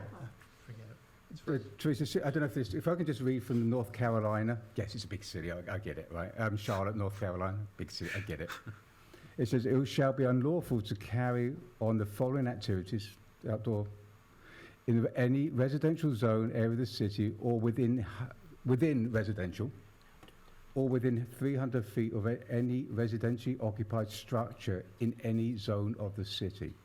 So again, that's putting that 300 foot or some barrier Buffer. buffer. Now, so if it wasn't that house 300 feet away, then maybe your decibels can go up. If there is something on your 300 feet away, maybe decibels go down or the hours go down, but there's some flexibility. The point is, the original ordinance was 9 o'clock blanket across the whole town, which I don't think that's very fair or very helpful for bars and vibrant downtown. 9 o'clock shut everything down, doesn't seem very fair. So it's some way of being flexible enough without being penalizing. I might not be understanding this correctly, so you can tell me if I'm wrong. But it's, to me, all of these places have residences within 300 feet, yeah. I can't think of a place that doesn't. Maybe Bar Cilantro doesn't, but they probably Yeah. do have an apartment somewhere around there that I just can't I picture. think it used to be across the Well, way. Yeah, there's residents next door. Across the- Right, so across the like, street. I can't think of, so am I hearing you right that you're saying, I'm just giving a concept, yeah, and somebody says 300 feet, where we said 200 feet, or maybe you do the noise monitoring to that nearby residence, and that helps dictate what can be done. But some sort of flexibility, so not everybody's a blanket, and maybe it's not even possible in this town, because there is even a reasonable distance of 300 feet is not practical, maybe, Yeah. but maybe it isn't. Maybe it is fine, because there is places that you could do that. Rather than base it on decibels, I would actually base it on time. That's fine. Kind of You what, know, because it sets expectation. that's fine. No, and saying, you know, that's what like you if you're would do. within 300 feet of a residence, you have to be off by 9, and I'm just using random numbers, but if you're not, you could stay, the music can go till 10. That's right, and that's what Yeah. we originally said. Yeah, right. So that's what I don't. I'm Deb. reading the resolution for the Sterling Hotel from 2014, Yeah. and interesting, the first point I want to make is apparently they've always had, like, not that it was grandfathered, because it wasn't, but they had always had either like a guitar or some sort of live outdoor music. For this particular site plan application, it specifically says outdoor dining may not have any, they're quoting the code, may not have any speakers or music. Speakers provide variance required. The applicant agreed to end music at 9 p.m. on weekdays and 10 p.m. on weekends. The music will be kept at a reasonable level. So the Sterling Hotel was granted. And when as a zoning officer, reading speakers or music, That's recorded or live. right, it doesn't, Yeah, it doesn't, exactly. it doesn't say no band. Ironically, it that's doesn't my say times, music. 9 and 10. I mean, the other way, I'm sorry, say that again, I'm sorry, just repeat that last sentence again. So the Sterling Hotel received a variance approval Yeah, to have speakers or music. It says specifically any speakers or music. And they agreed to end the music at 9 p.m. on weekdays and 10 p.m. oh, on okay, so weekends. it's similar to what we just originally. Yeah, and 10 p.m. on weekends, yeah. And that's their existing lot as it shows today. Correct. Because I got that whole beer garden in the back and all that. Maybe that's one thing. When they started, I think, from my understanding, and I don't, maybe some of you as residents from 2014, because that's way before my time, Ditto. it seems like they were cited for expanding the use of the back area, which they refer to as the Grove. Right, So that's Right. when they ultimately were told to come in and file a site plan application for the use that they wanted. So they received a use variance and some other variances related to their activity on the property. that's good. Another way perhaps of thinking about it is, rather than 300 feet resident, 300, maybe the amplified sound or whatever has to be more than or 300 feet away from at least the source. The source should be 300 feet away from the bound, yeah. So maybe, as opposed to doing it in the Grove, which is maybe about 20 feet from Right. the residence, maybe that should be 300 feet away. So those sort of, I mean, they do flexibilities. have live music there sometimes during the summer out there in the Grove. Oh, yeah.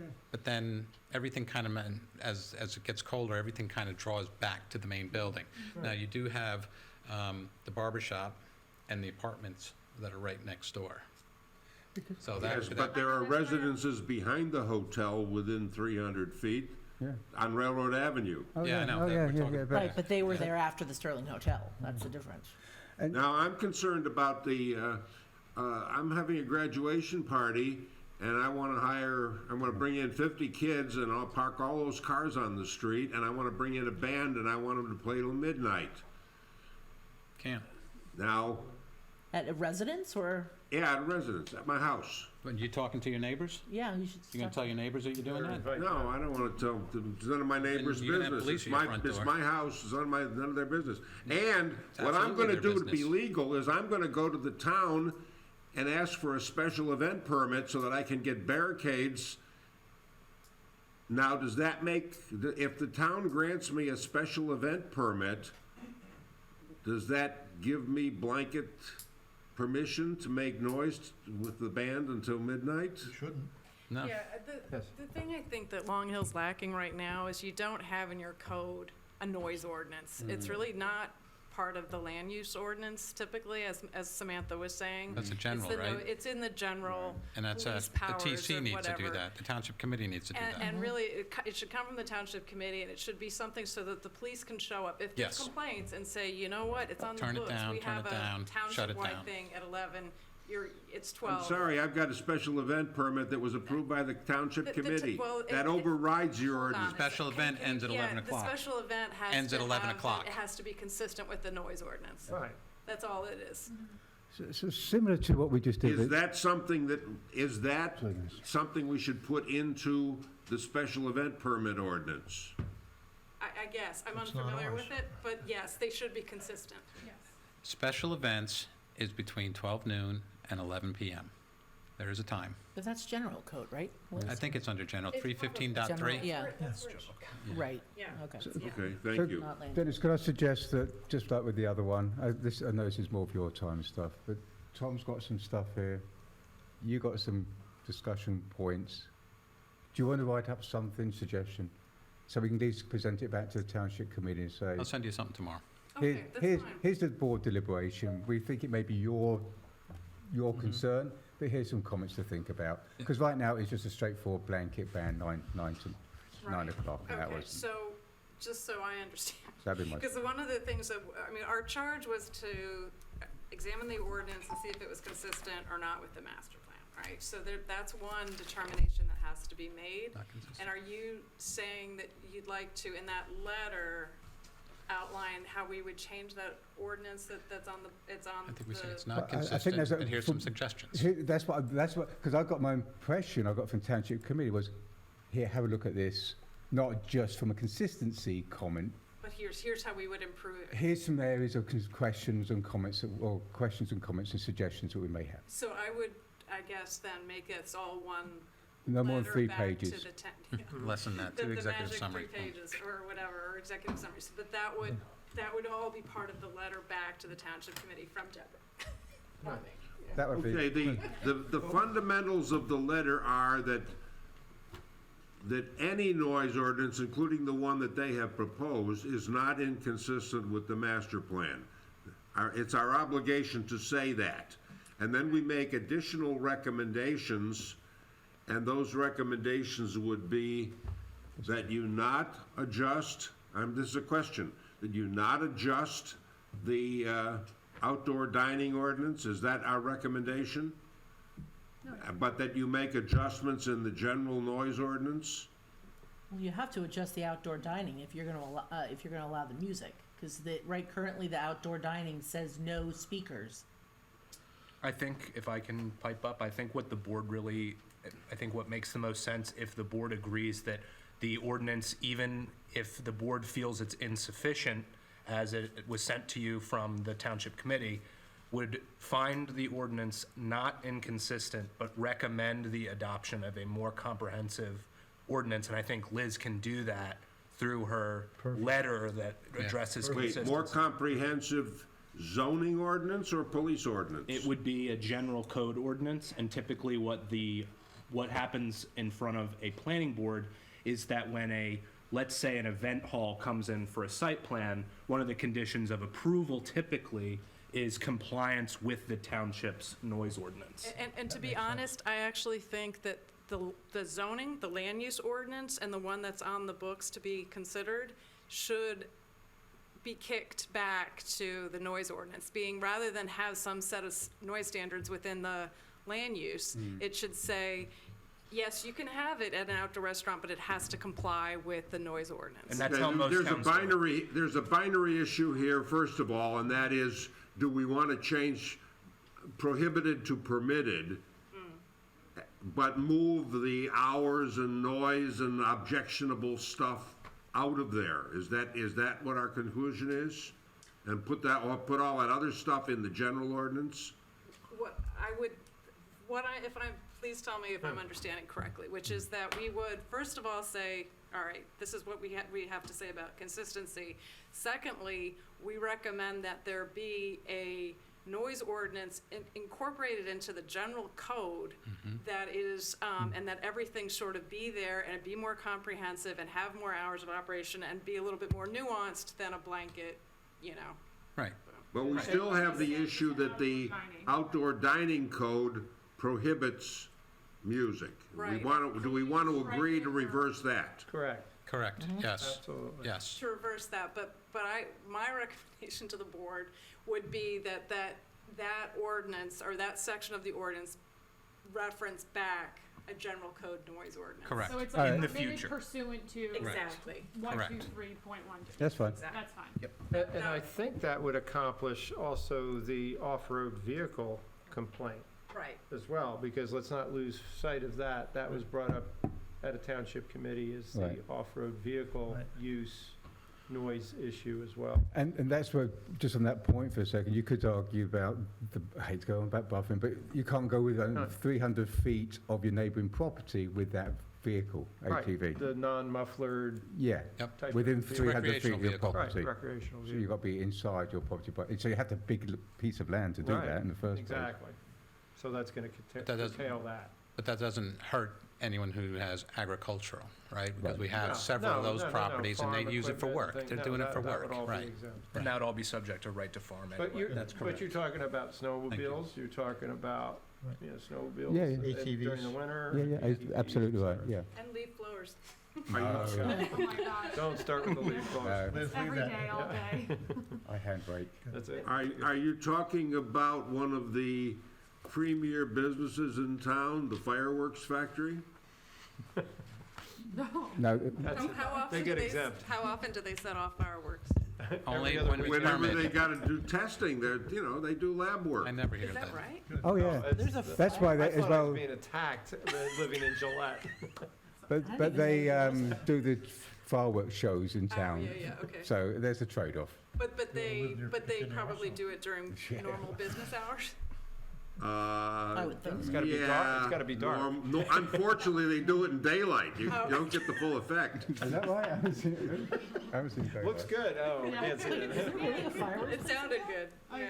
Yeah, Okay. right. It's over, isn't it in July? Oh, yeah, that's, I mean, they're always setting them off down in the field there. Garden State's. Right. Yeah, yeah, Right. the big one. They So do Liz, big- I'll send you, Oh, yeah. I can, yeah. Good, let's I move. mean, How about a break? Zoom in on that Google, I'm gonna cut this off.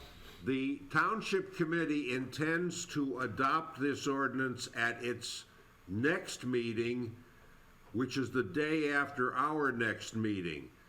So we will have a chance to vote on our response at our next meeting 2 weeks from tonight, and we'll hand it off to the Township Committee for them to adopt the next night. they'll do the first reading and then a second reading, right? That'll be the second reading. That'll be the second It has reading. been referred to us for the consistency review, but we've got another 2 weeks to get to it.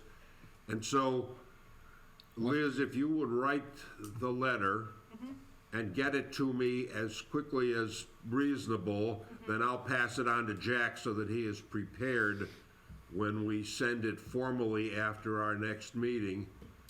And I think all it amounts to is deleting a few words from the proposed changes. That's right, but also recommending that they Right. a whole new ordinance. And, Yeah. and do we want to volunteer to help with that effort? Well, I think Tom's got some points there. I'm looking down. yeah. No, but hang on a second. But with Liz, with you and your response, isn't our response going to cover some of the points that we've discussed? Yeah, I mean, And that'd be enough for us? That's our job Our done. meeting's on record, so that's available. but I also think that, yes, some of this has to be a policy decision, really, from the township committee. That's not us. So if we write down these points and we just hand it back to them? That would be my Yeah, recommendation. that's right. Yeah. Okay, no, that's fine. It'll But be- whatever we'll have they it do, tomorrow. we won't see it again. Quite possibly. And that's when the public will have an opportunity to talk about it, when it's in Yes, front of the the TC. public will have Okay, an good. option. Yep, thank you. Okay, Okay. let's take a 5-minute break before we move to the next agenda item.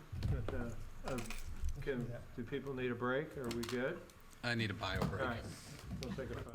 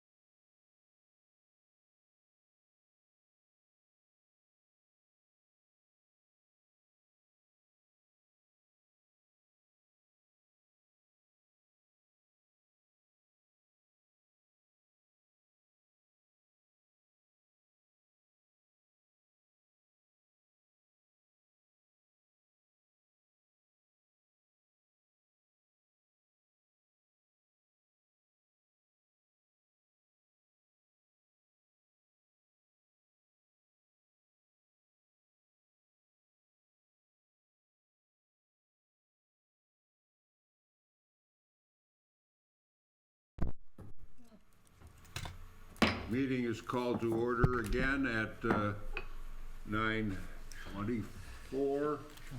And the next item, which is not on the agenda, is old business. And this is at the request of Mr. Jones. I'll turn the meeting over to him. I have old business? I'm sorry, Mr. at the Hands. request of Mr. Hands. Thank But I you. second that because I do have some old business too. Okay, so thank you, Dennis. I think we were presented with Ordinance 22496 a few weeks back, if you recall, that talks about some business district zoning, where we talked about use and we, I'm sorry, I'm going to wait a second. I'm not going to repeat myself. All good? Yep. Good. All right, just wanna make sure.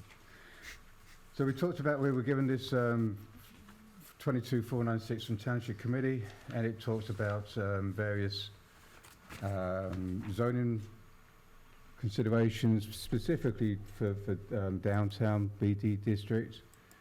And we got hung up, or we spoke a lot about primary uses or permitted uses, and if you recall, there was residential care, nursing home, and extended stay hotels. We spent a lot of time on that. Within the consistency review discussion, we went back similarly with, I think it was inconsistent, whatever we said. And here is some more comments, particularly around extended stay hotels. Right. One thing that we had circled, but we really didn't discuss, but it came more to light the next day when I went to the Township Committee meeting, where some members of the public in particular spoke up about the height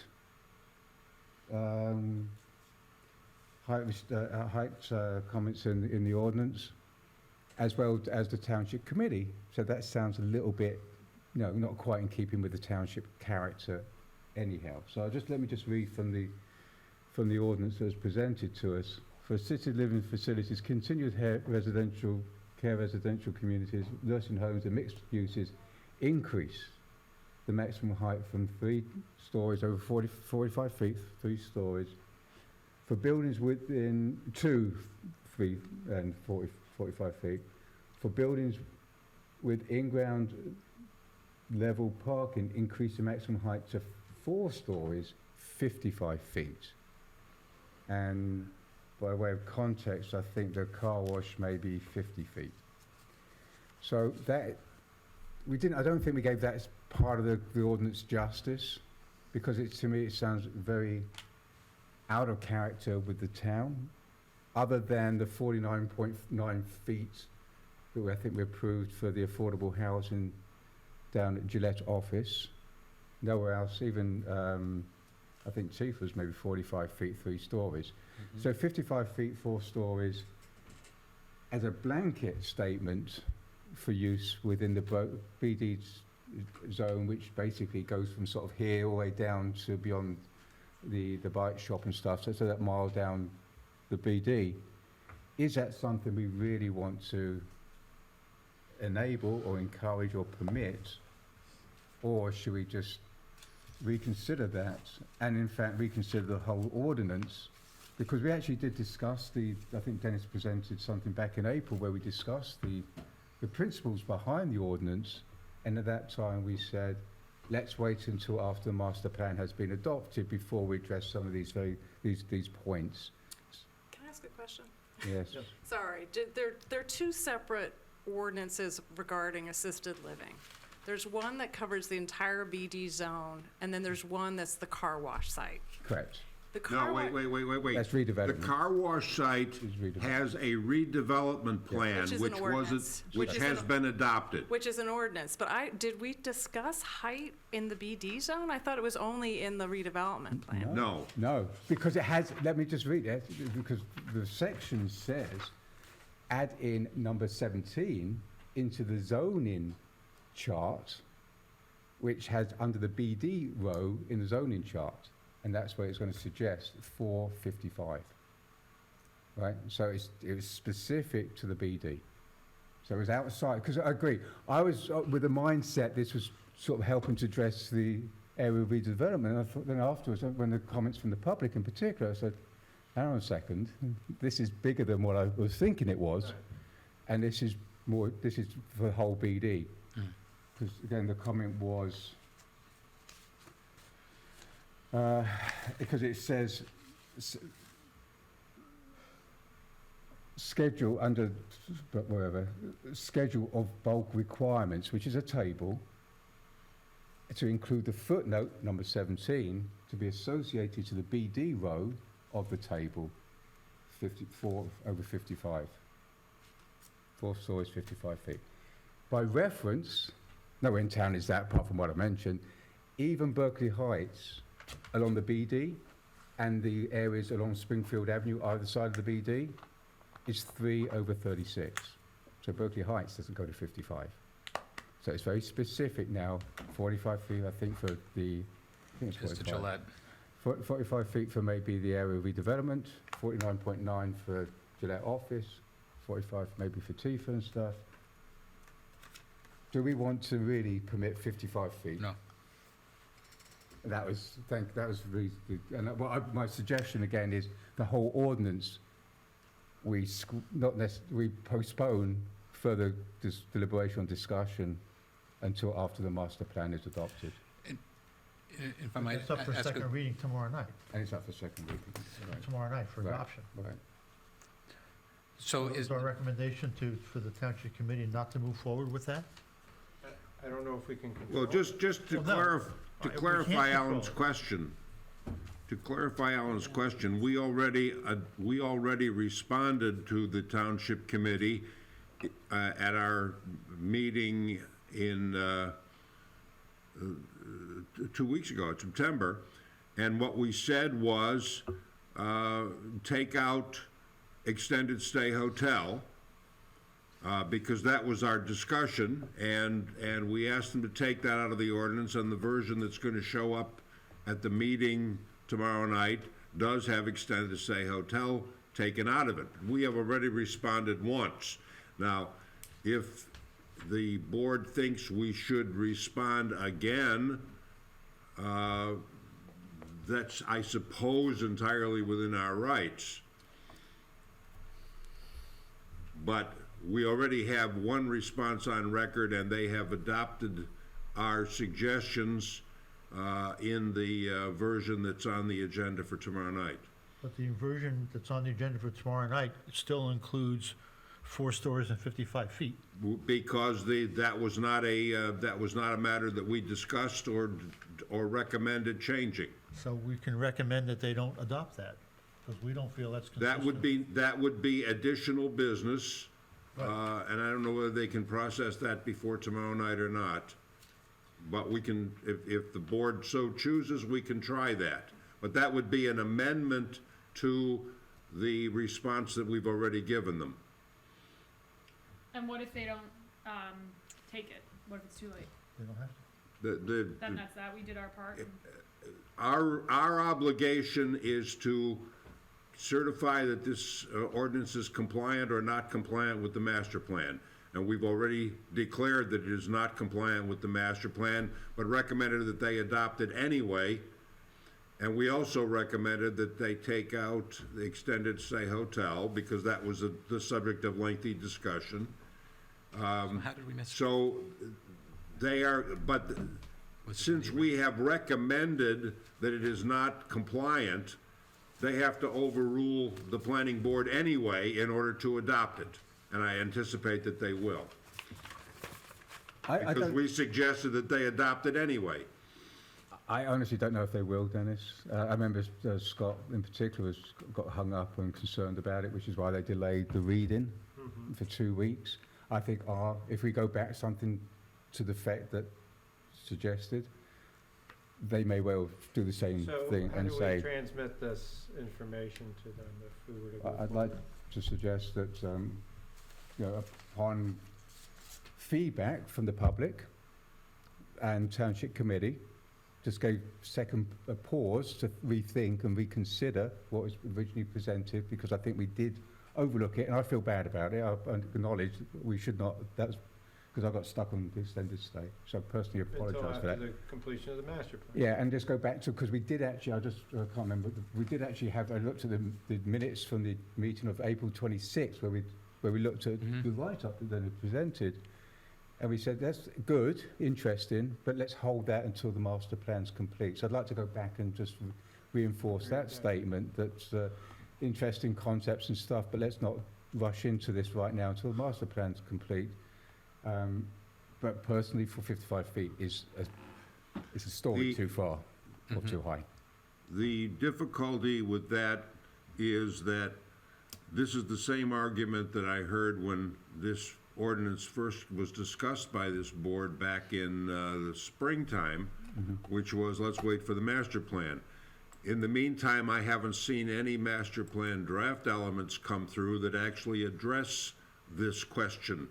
As a matter of fact, in general, the master plan does not deal with bulk issues. It only deals with use issues.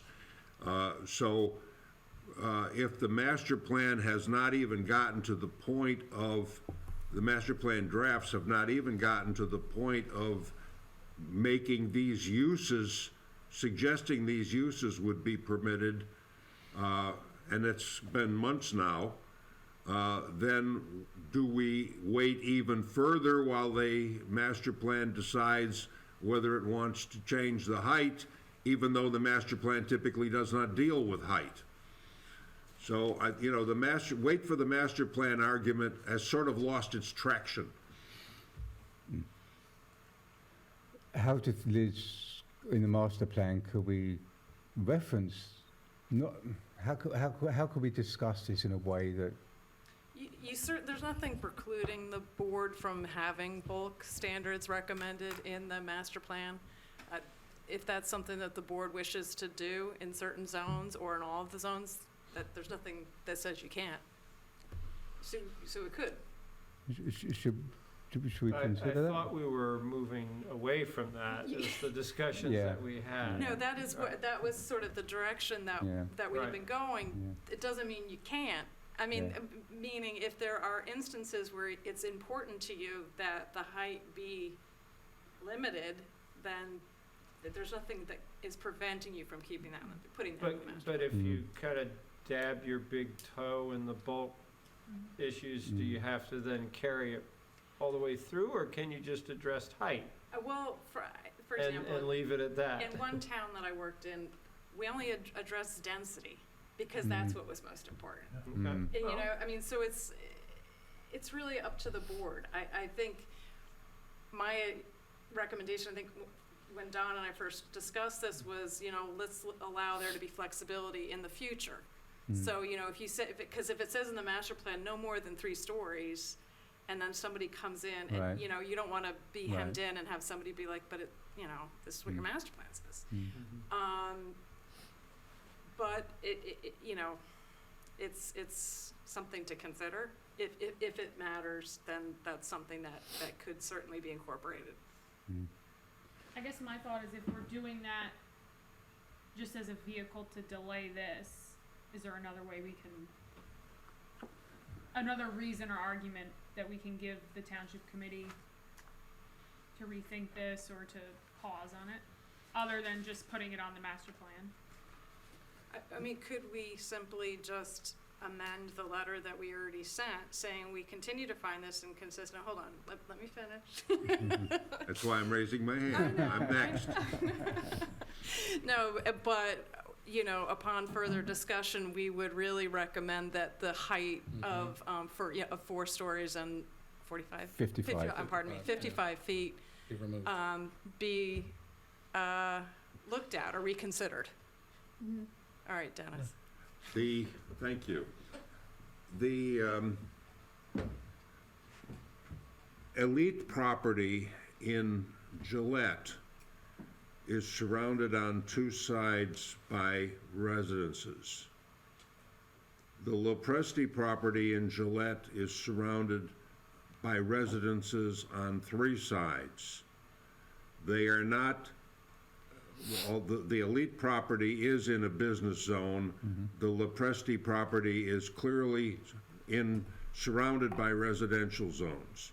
And yet, for both those properties, for affordable housing purposes, we have already adopted ordinances that permit 4 stories and 55 feet in residential zones.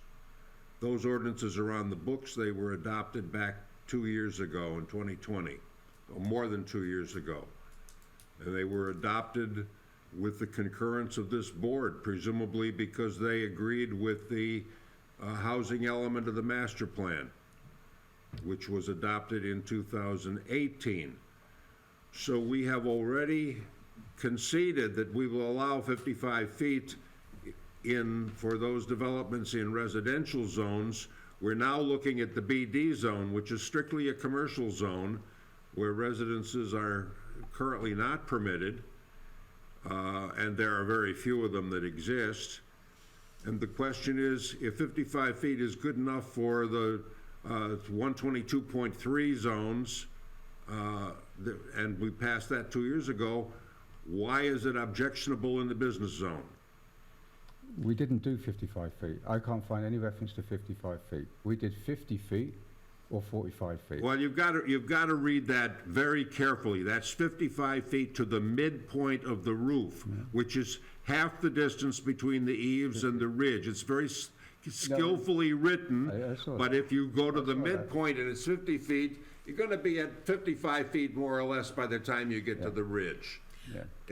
So be careful that you don't get trapped by the artful construction of that ordinance. I saw that. I did see that, and it's not true. The one thing I would say, though, that those sites were inclusionary sites to meet your affordable housing obligation, Exactly just right. as the car wash is Exactly a redevelopment site. So in some ways, I hate to use this term, but it's a little bit like spot zoning. Yeah. You have, these are specific instances where we're doing this because the public purpose is in the best interest to allow. So they're exceptions rather than general Correct. rules. They're exceptions, and Right. so that's the only You can treat concern, them is that you're not, differently we're then. not saying, oh, everywhere around the elite property can now go to whatever that Right, is. and that's what we don't want. We don't want that, and so I think that's maybe the difference there. It's not an apples to apples, Correct. right? Yeah.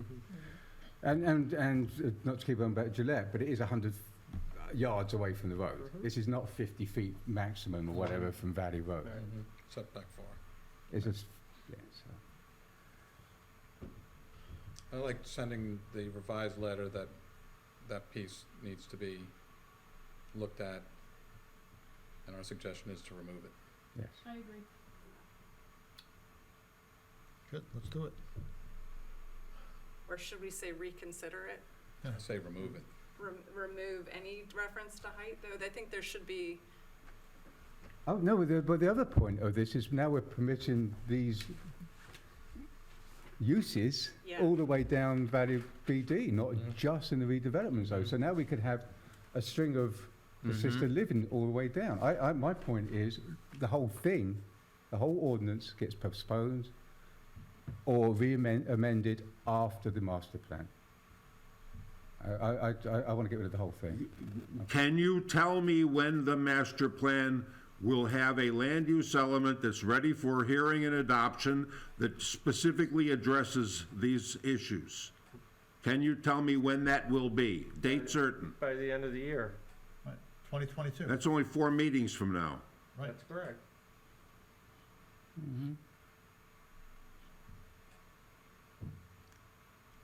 And we've already seen a draft which does not discuss any of these issues, even though in the springtime, it was promised that we should wait for the master plan. Right. Well, this issue, this is a change in focus with regards to dealing with this particular issue, which seems to be resonate, which is height. We were focused on use. We only focused on extended. Yes.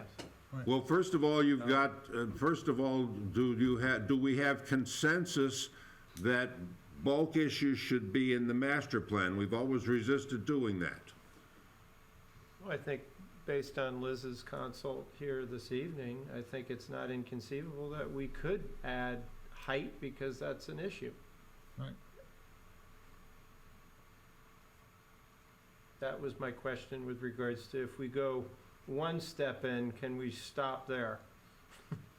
Because I do not want to go down the road of density and other issues No. in the master plan. But height seems to resonate.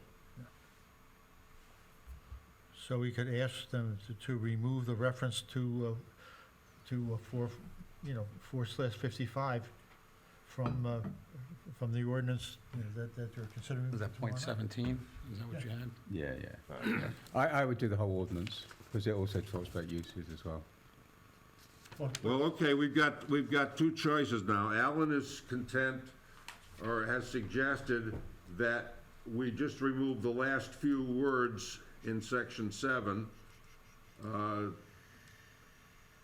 eliminate 4 stories and 55 feet. And David would prefer that we recommend putting the whole ordinance on hold.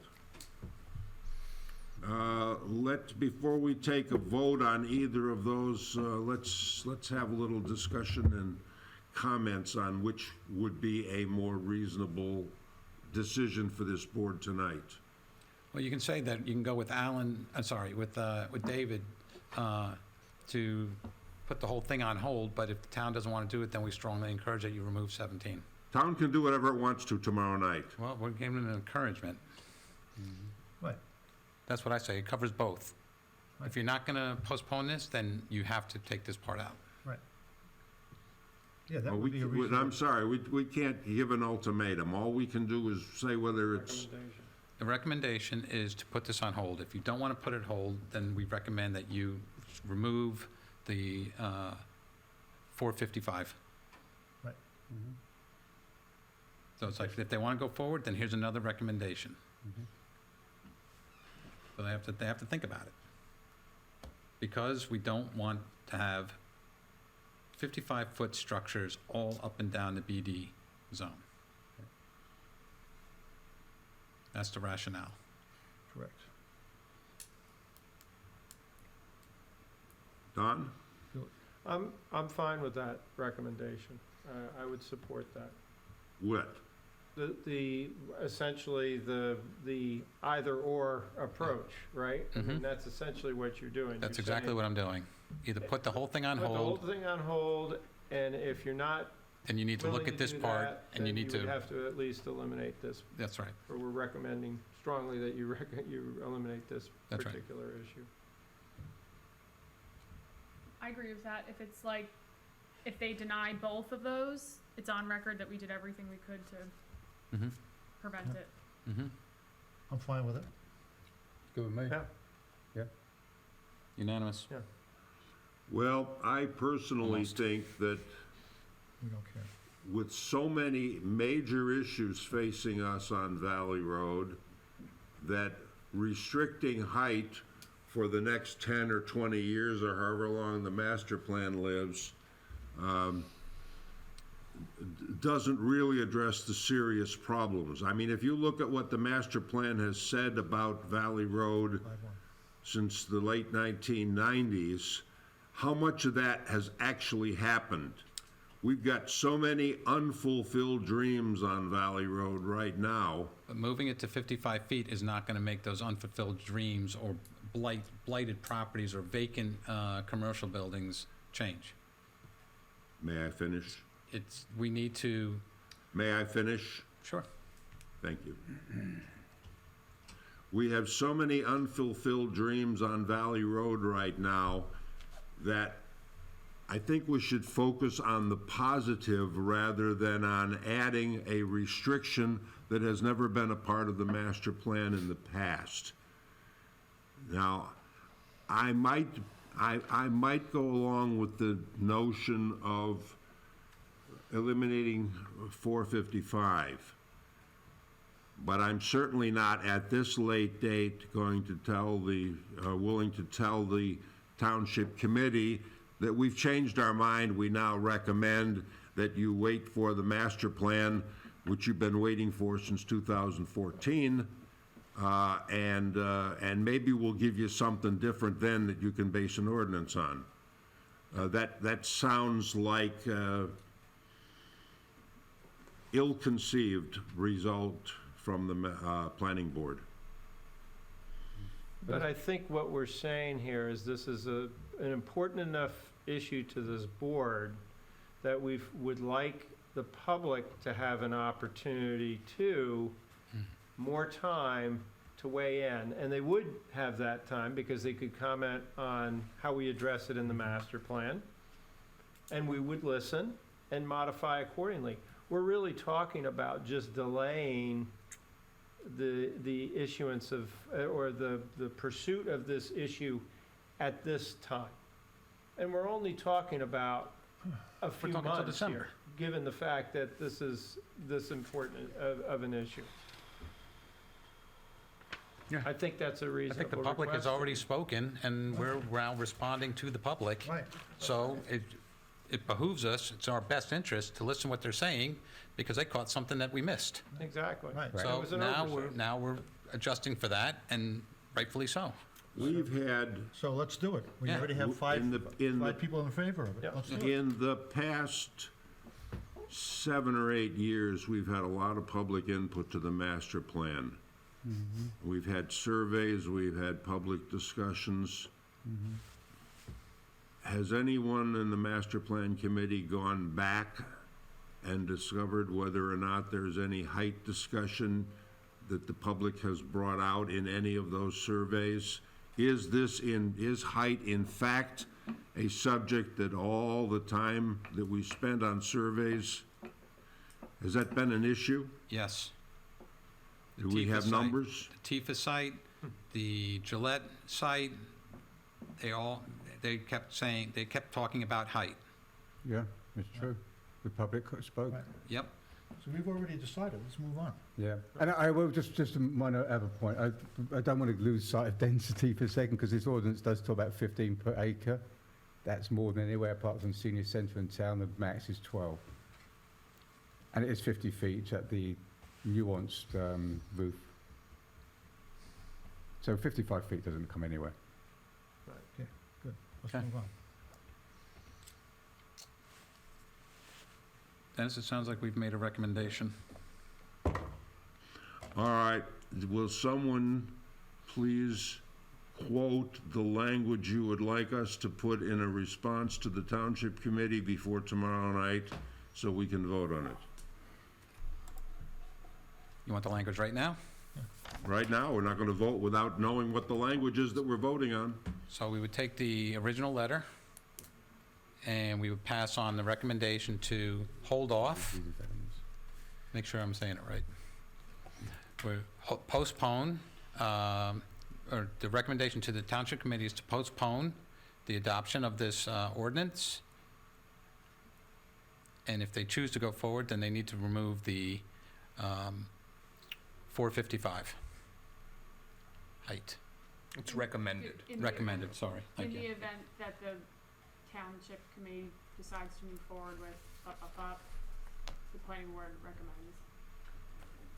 Thank you, Teresa. And can I just go back to the density? Can we take out any language there that sounds like an ultimatum? Mm-hmm. Yes, they You- changed it to recommended. Recommendation. I think that's pretty neutral. Yeah. And the density is, apart, I just misspoke a little bit, is that the redevelopment zone is 15 per acre. Right. But do we really want Not to the go whole to, BD. but not the whole Yeah. BD? It's only in the redevelopment think so. area. So can we talk about density as well? Do we want 15 per acre all the way down Are you BD? talking about bringing that into the master plan as well?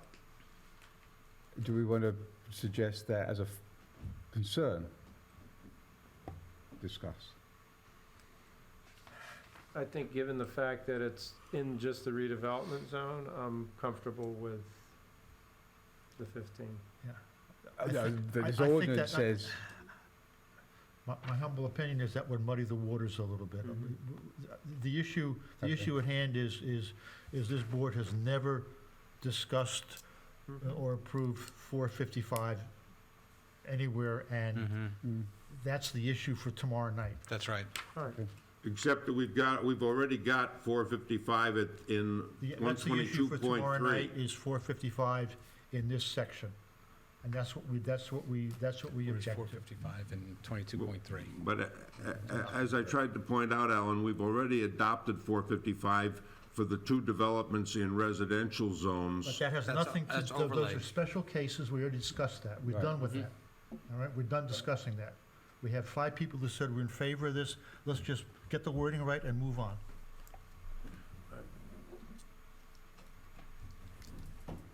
So, and we don't want to discuss density then, you guys you want to focus on. Okay, so one more time, let's recite the precise language. Liz, you were taking notes. So what I understood was we recommend postponing adoption of this ordinance, save, there has to be some transition, but save that. You know, at the very least, we recommend that language regarding The height. stories, regarding the height, 4 stories, 55 feet, Be removed. be removed. That sounds right. And it'll be off the back of the original letter that we sent. And the transition time is when master plan's adopted at some point thereafter, or? And they'll ask the when, and that's going to be that'll be this year. And we could do a priority, and we could look at things, Exactly. we say this is, no reason not to take the BD as a first area priority, perhaps. Liz has read language that she will prepare overnight for Deborah to send. Can we have a motion to adopt that as our response? So moved. Second. Deborah? Yep. Mr. File? Yes. Mr. Hands? Yes. Ms. Dill? Yes. Mr. Jones? Yes. Vice Chairman Richardson? Yes. Chairman Sandow? No. Motion carries. Let's move on. Next. Okay, in the remaining time, let's see if we can tackle the sustainability element. Wait, do We we could put- have to adopt, or do we have to do 499 tonight? Oh, No. We don't have to. We're within the time. Because that's on the agenda, so I'm sorry, John, I didn't mean to interrupt. Yeah, no. No, But I didn't- we're gonna need a written response that Liz is gonna prepare from her notes about changes to the proposed language as well as a proposal for the general ordinances. Okay, so 499, then we are moving the master plan review to our next meeting, is that what you're saying? Say that again, please? Ordinance 499-22, this board is moving it, we're carrying it to the next meeting? Next meeting, Thank you. because we've got until the 26th to get it to the township committee. Okay. all right, sounds good. Okay, again, I'm hopeful that folks had an opportunity to read through our draft recommendations, version 1. Should have a date stamp of 9/23/2022 for the sustainability element. We'll just kind of go through comments section by section here. Sent that, Deborah. Yes, yeah. I guess starting with the objective 1.1, it's structured to first talk in terms of making township government buildings, facilities, properties, et cetera, more of a model and prioritize that. That's not inconsistent with what the federal government's doing and right in other jurisdictions, Liz, across the land is, if the government isn't prioritizing doing it, how can we make its citizens, and private property owners kind of embrace sustainability?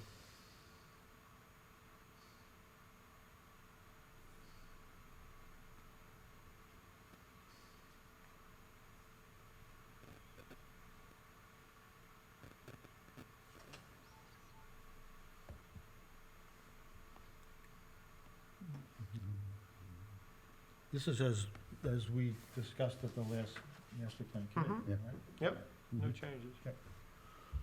On 117, my first instinct is to say don't list them out, just because, again, we're just trying to have like an overview here. Mhm. I mean, I get why you're saying, so as to not have to go find them, but I don't know, just to address the one question you raised here, I don't think it's necessary. Okay. But can totally see if others, thought otherwise.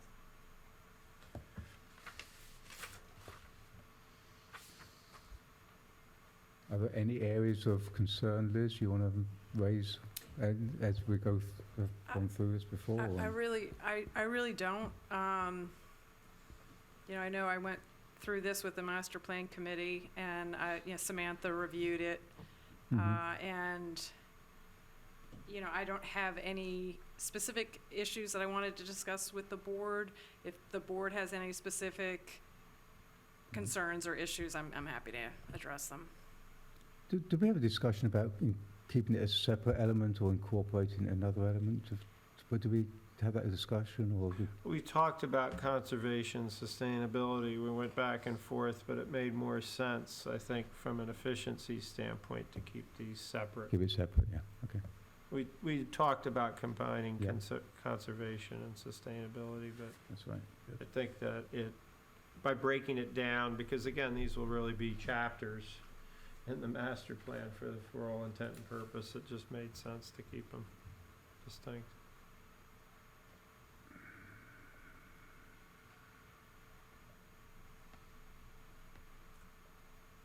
Okay, hearing no comments on objective 1.1, skipping down to 1.2. I'm still at 1.1. Probably point 10.1, subrec, there's a numbering issue there. I think that's 1.1.10.1. I'll show you in a minute. Yes.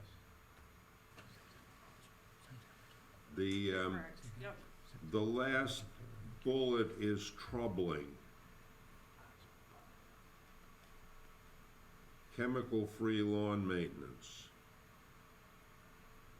Is the master plan suggesting that the town should do something to publicize or enforce chemical-free lawn treatment? This is more actually informational. This is your worst nightmare of a master plan element, because this is really nothing concrete in many ways. This is a lot more about things, sort of policy decisions, informational initiatives that would be recommended. And so the recommendation here is to encourage people to use native plants. And the benefits of native plants are those, what you just cited, but there's no recommendation that should be a requirement, or that it should be enforced, or you can't make people do that. Well, remember, this is Yeah, but on what you township can do, property. what you can do is you can make landscape contractors register if they intend to use chemicals on lawns in the town, or even get a permit. I mean, you may not be able to regulate the homeowner, but you will certainly try to regulate the landscape contractors. We've seen it with tree cutting. First, we said we want to issue a permit to cut trees. Then we said, no, all you have to do is register. Then we said, oh, but now the forestry contractors have to get a permit to operate in town, so that we can be sure that they know enough to register, and that's gonna cost them $25. These recommendations get out of control. Yeah, but Dennis, this is under objective 1.1, which is setting a model for government facilities only. This is not intended to blanket the town with these requirements. Everything you put in the master plan will be used as individuals in the future see fit to use it. No, but this is really more about informational. This isn't suggesting it become a law. It's not, it's really just sort of saying these are the kinds of things that you would want to, they're really examples of the kinds of things that would go. And into this is sort of additional- this I'm is not now a mandatory element. No, it's not. It's not. The hazard mitigation is now a requirement of the land use element. Right. Sustainability is at the discretion of the individual planning boards. So this is optional like circulation and municipal facilities. The only thing that's a requirement is land use and the housing element. Right. And land use has now, as part of it, you have to address hazard mitigation and, climate. Climate vulnerability. Vulnerability, thank you. And the introduction's mandatory as well. Oh, right, and goals and objectives, correct. Yes, sorry, thank you. And this, again, this came from largely authored by Terry Carruthers when we went through the Yes, master plan yeah, a couple of years yeah, ago. yeah, And this did a is lot of work. bringing some, This came from the Environmental Commission and Terry. bringing something forward that hasn't existed before. So yes, you can't, in some ways you can't go too hard on requirements and stuff. This is just providing some introductory Right. concepts and ideas and hopefully some good notions for the future.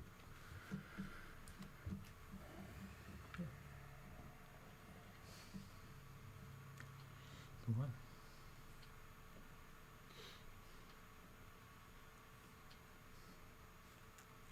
At the 1.1.11, 12, 13, and 14, I see the word should. The township should. Is the planning board in a position to tell the township what it should do? I think in this instance, township really isn't talking about the township committee. I mean, this is more something that is really a policy for all of Long Hill. And that this might be a part of an implementation strategy that's undertaken by the Green Team or some other subcommittee, but that these are the kinds of initiatives that the plan is recommending. But it shouldn't be synonymous with committee. I mean, That's fair. Right. That's fair. Right.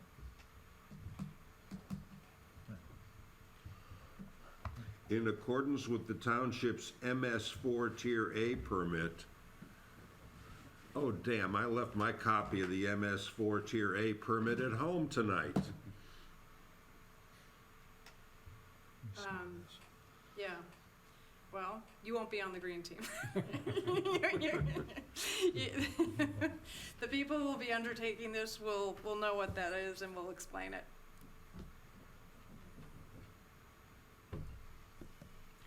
Yeah, but will the folks who come to the hearing on the master plan adoption understand what it's all about? Yes, I mean, I can certainly, particularly with that, where that's not a jargon word, but that is a technical term that can be better explained in the text.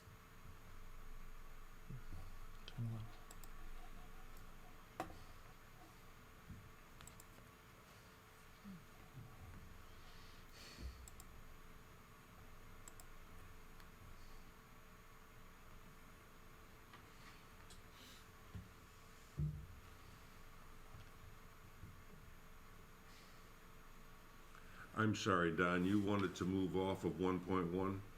No, I mean, I don't want to rush it. I mean, is everybody comfortable with their comments on 1.1? We'll move to 1.2.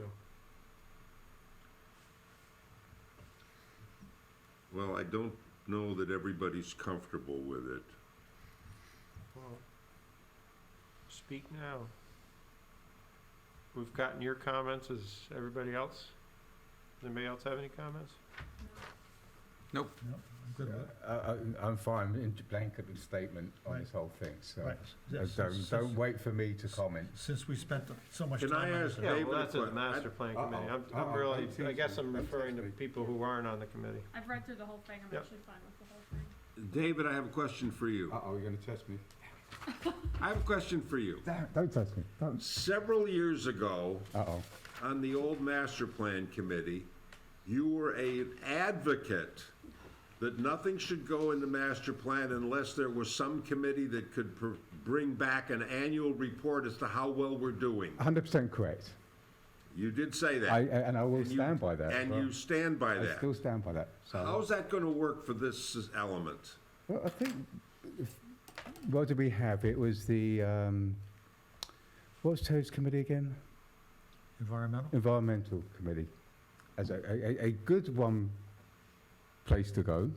And the environmental commission is prepared to, I don't, Well, produce an annual report? at the time. Just to interject, if you go back up to recommendation 1.1.3, we have the creation of a school green team. Yeah, that's a good One of the members of the municipal green team, so we have various tiers and levels of Yeah. people who would presumably volunteer and join in, who are committed to a sustainable community No. and embrace this. Yeah. This is just to provide some guidance for them and support for pursuit Yeah. of those things. So I think we did capture kind of David's Yeah. pronouncement that we needed people to buy into this. But I also do agree with the environmental committee as being somebody that may have a sort of an oversight to the whole thing Right, as well. absolutely. Well, you have a green team though, right? I think we do actually, don't we? Yeah, and Yeah. so Maybe Yeah. mixed up, but yeah, Whichever they're it is. usually very closely yeah. Right, connected. probably have. Yeah. But that is certainly the group I'd look to. If not every specific recommendation, certainly be the ones. I mean, one of the comments to Dennis's point, I mean, we could ensure that's a little bit more clear Mhm. because it is tucked in that one recommendation in regards to what we think will happen or should happen with this information.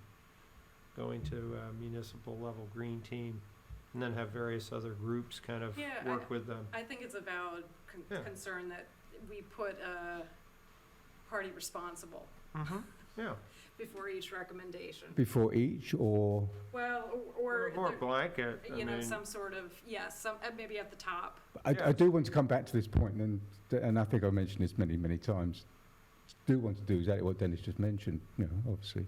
So whether it's up in front of the element or somewhere else, or somewhere at the front of the whole master plan, say, look, this is some of the. well, I think throughout the master plan to have a preamble for each of these elements in regards to who's got Absolutely. who's got the lead, the role and Yeah. responsibility for this particular Yeah. element. Mm-hmm. And that's how you handle it. Instead Yeah. of having it tucked in recommendation Exactly right. 1.1.15, it's right there in the preamble of every Yep. element. Who's got the ball? Yep. Right? Yep. Who's got the responsibility? Yep. So I think that we can do in the write-up. Good. Okay, good comment. Thank Yep, you. yep. All right, 1.2. Anything? Yes. 1.2.1, I refer you to Hurricane Ida last September, when I had to cancel the street fair because Main Avenue was flooded. I submit to you that 1.2.1, we are in fact using the network of roadways for stormwater management. How effective is it? We And sure so are. Every bit of therefore, I roadway. don't know what the plan is. We're doing it. No, no, that's not what this is, obviously. I mean, having green streets and, that sort of thing is a specific technical term and item. It's not just water running down the street. And remember, this is all about how we're recharging the formation to the best of our ability in controlling stormwater. Correct, Liz? I mean, Well, how can you recharge through the street pavement? No, but that's the point. That's the That's what a point. green street is. You have sort of rain gardens, you have certain things, incorporated into the street design. to help promote the infiltration of water instead of just pushing it to the next property Right. and down the river to the next town. Yeah, but how does the network of roadways support that? I suppose I have to read the implementation plan that somebody's got to design. Yeah, it will be more fleshed out what exactly is meant by a green street, so that it's a little bit clearer. Yeah. Right. We should maybe capitalize it rather than lowercase, Yeah, sure. because it is a It's a concept. defined term, yeah.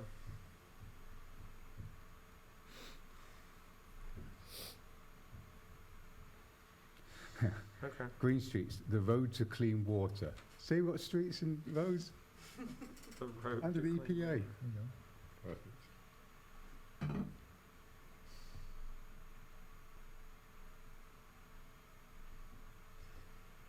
Okay.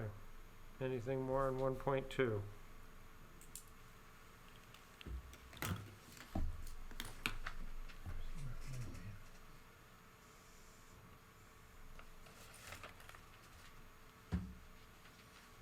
Just, open it up. We've got 15 minutes here. Is there any other comments to this document that people would like to make?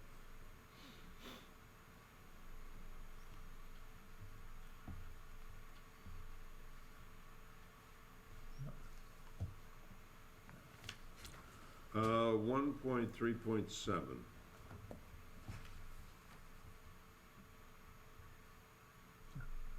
Mm-hmm.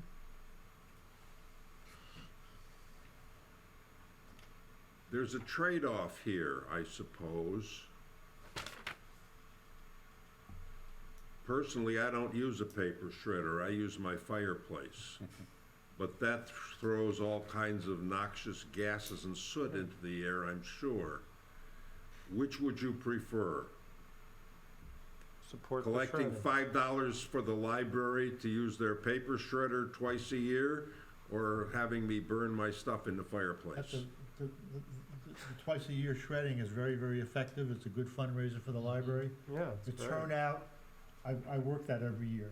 Hmm. And the turnout is unbelievable. It's a very, very positive thing. Do we need to That's make because that? people don't have fireplaces anymore, they've And you know, converted you know them. who the biggest contributor is? Tell me. Rockville Township. Is that right? Yes, by far. Should we be more specific with regards to the beneficiary of that, or is that You don't the have way to. it's written? You don't have to. Okay. You can- No, it's just nice that, Yeah. I didn't know it was connected with the library. Yeah, it's, Oh, yeah. twice a great. year, it's a big fundraiser for them.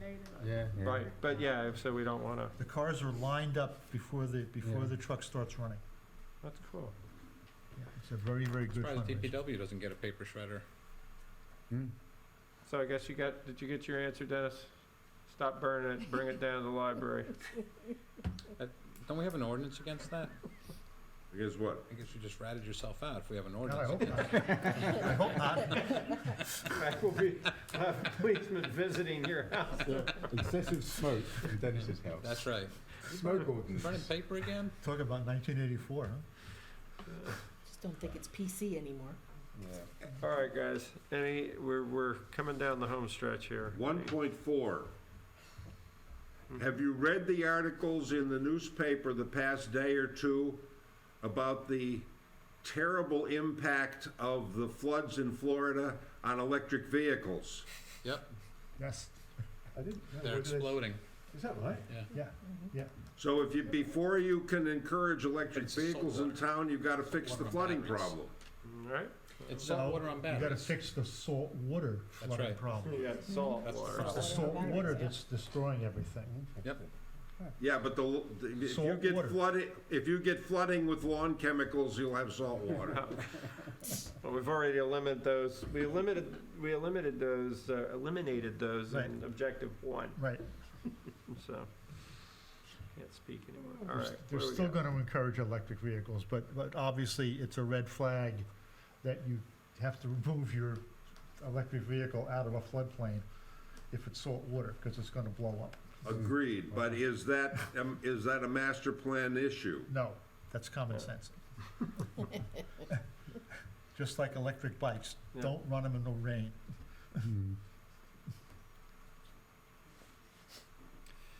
Section 1.5, where we're talking about solar panels and stuff, I know we had the comment about trees. I reached out to Susan to just get their viewpoint on how to deal with residents and if they're looking to have trees put on, looking at solar panels put on their roof. What does that mean for trees and how does that work? So she said that she would take that to her group and have a conversation. Teresa, she did mention that you're part of that, so hopefully I didn't overstep my boundaries there. Okay. And they're gonna come back with recommendations, simply because of the fact that not everybody can get solar panels because they may not have that alignment with the sun, with their roofs. And I told them I wanna stay away from clear cutting. I don't wanna be clear cutting. So that kind of goes to your comment about somebody cutting down like 50 of their trees or whatever that number was. So they're gonna digest that and they're gonna come back to us. Our meetings are at the end of the month, every month. Yeah, cool. Got a few weeks. It'd be interesting to see what comes back from that. What was that? Do they really meet now? They actually do have a lot of them. Good. And like, sometimes we'll like, they'll send out a Zoom also, so you can, if you can't make it to the first aid squad. All right. That's also on my agenda for tonight. Zoom. I just noticed one thing too, Liz, on that. It is a little confusing. They encourage residential and commercial properties to install solar arrays on flat roofs. I think that flat roofs was intended for commercial properties. Yes. And Yes. I don't know if we necessarily need to even say that. Just encourage residential and commercial properties to install solar arrays and use the area beneath rooftop gardens or multifunction venues. Okay. Yeah, I think that's That fair. makes sense. Yeah, that's good. And yeah. not get into the whole, because Right, yeah, there's a that's lot fine. of roofs that solar is installed not on flat roofs, especially for residential. Yeah. So Teresa, when That's fine. you're meeting with them, talk about this and what we're trying to do and see what that recommendation looks like when it comes back. Yeah, because you would have that, you'll have that conduit right into them. I'm happy to join any meetings as well, so that, that's not a problem. Well, listen, this is the time to add, if we want to add Yeah, the no, exactly. recommendation to consider the tree issue, let's capture that, Yeah. right in the sustainability element, Yeah. if it's important. I'm gonna email her now before I forget. I Okay. think that the reason the flat roof was because it was tied into using the rooftop gardens. If it's Well, on, if it's on a pitched roof, you can't. Right, yeah, you can't do the roof, I see, okay, so Yeah. that's where that came I from. mean, there's a few homes with flat roofs, but Not many, not many. I It's mean- really an architectural design. it's a mess. Oh, There isn't, Frank Lloyd Wright never, he forever never designed leaking. a house that didn't leak, the roof didn't leak. Yeah. But he loved his flat roofs. I've got 4 flat roof sections. Yeah, I know all about that. What's more important in that recommendation? Yeah, it's a good question.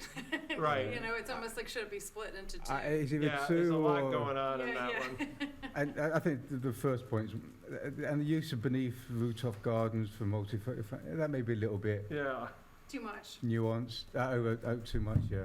I hate to Right. say it. That might be a Nirvana thing. I was struck out anything from and. All right. yeah, Personally. right, just encourage residential and commercial property install Yeah. solar, right. I think that's probably the bigger win there. And then the recommendation that we're adding ties in with, how do we phrase it, Tom? You're on this with the tree thing.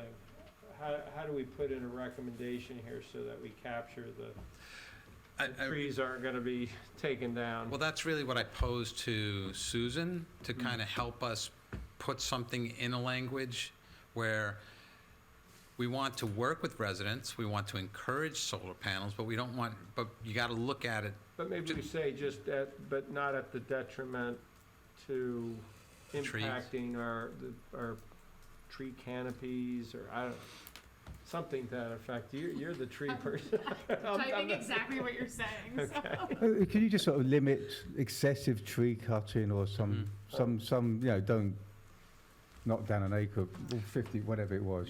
Yeah, look, Right. that was an arduous number. Right.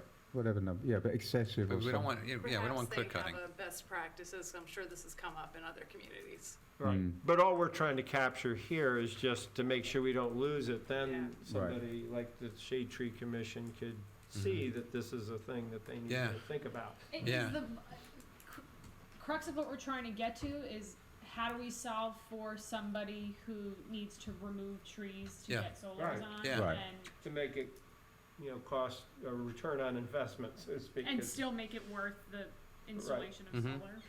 Because there'll be times where houses are just, sorry, you live on the north side of a hill, guess what? You get really little sun, and you're at the bottom of Well, that north and the hill, or you're in a problem is kinda valley. Like, I know from my house, at certain times of year, the sun angle changes, and now Mhm. I've got too much shade. Yeah, So. And so now you lose out. In the middle of the summer, it's great, but. that's but right, By the winter, the sun angle is too low for it That's to right. be economical. that's so. right. And that's exactly I'm not what gonna cut Susan down my said to me trees in her to now email make exchange. that work. That's exactly what Susan said to me in her email exchange. Right. Okay, Anything else? anything else? In the 4 Move on. minutes that we have? You say this is an optional element. It is. There's only the two that are required. I have to tell you, I am impressed by the amount of bulk that you have given. I didn't write most of it, Yeah. actually. It was Okay. done by the former Yeah. chair of the Environmental Environmental Commission. Commission. Yes. Really? Yeah, Terry Crothers. That was put Terry, yeah. A lot of time and effort. Nice. Okay. Okay, are we good? Good. Good.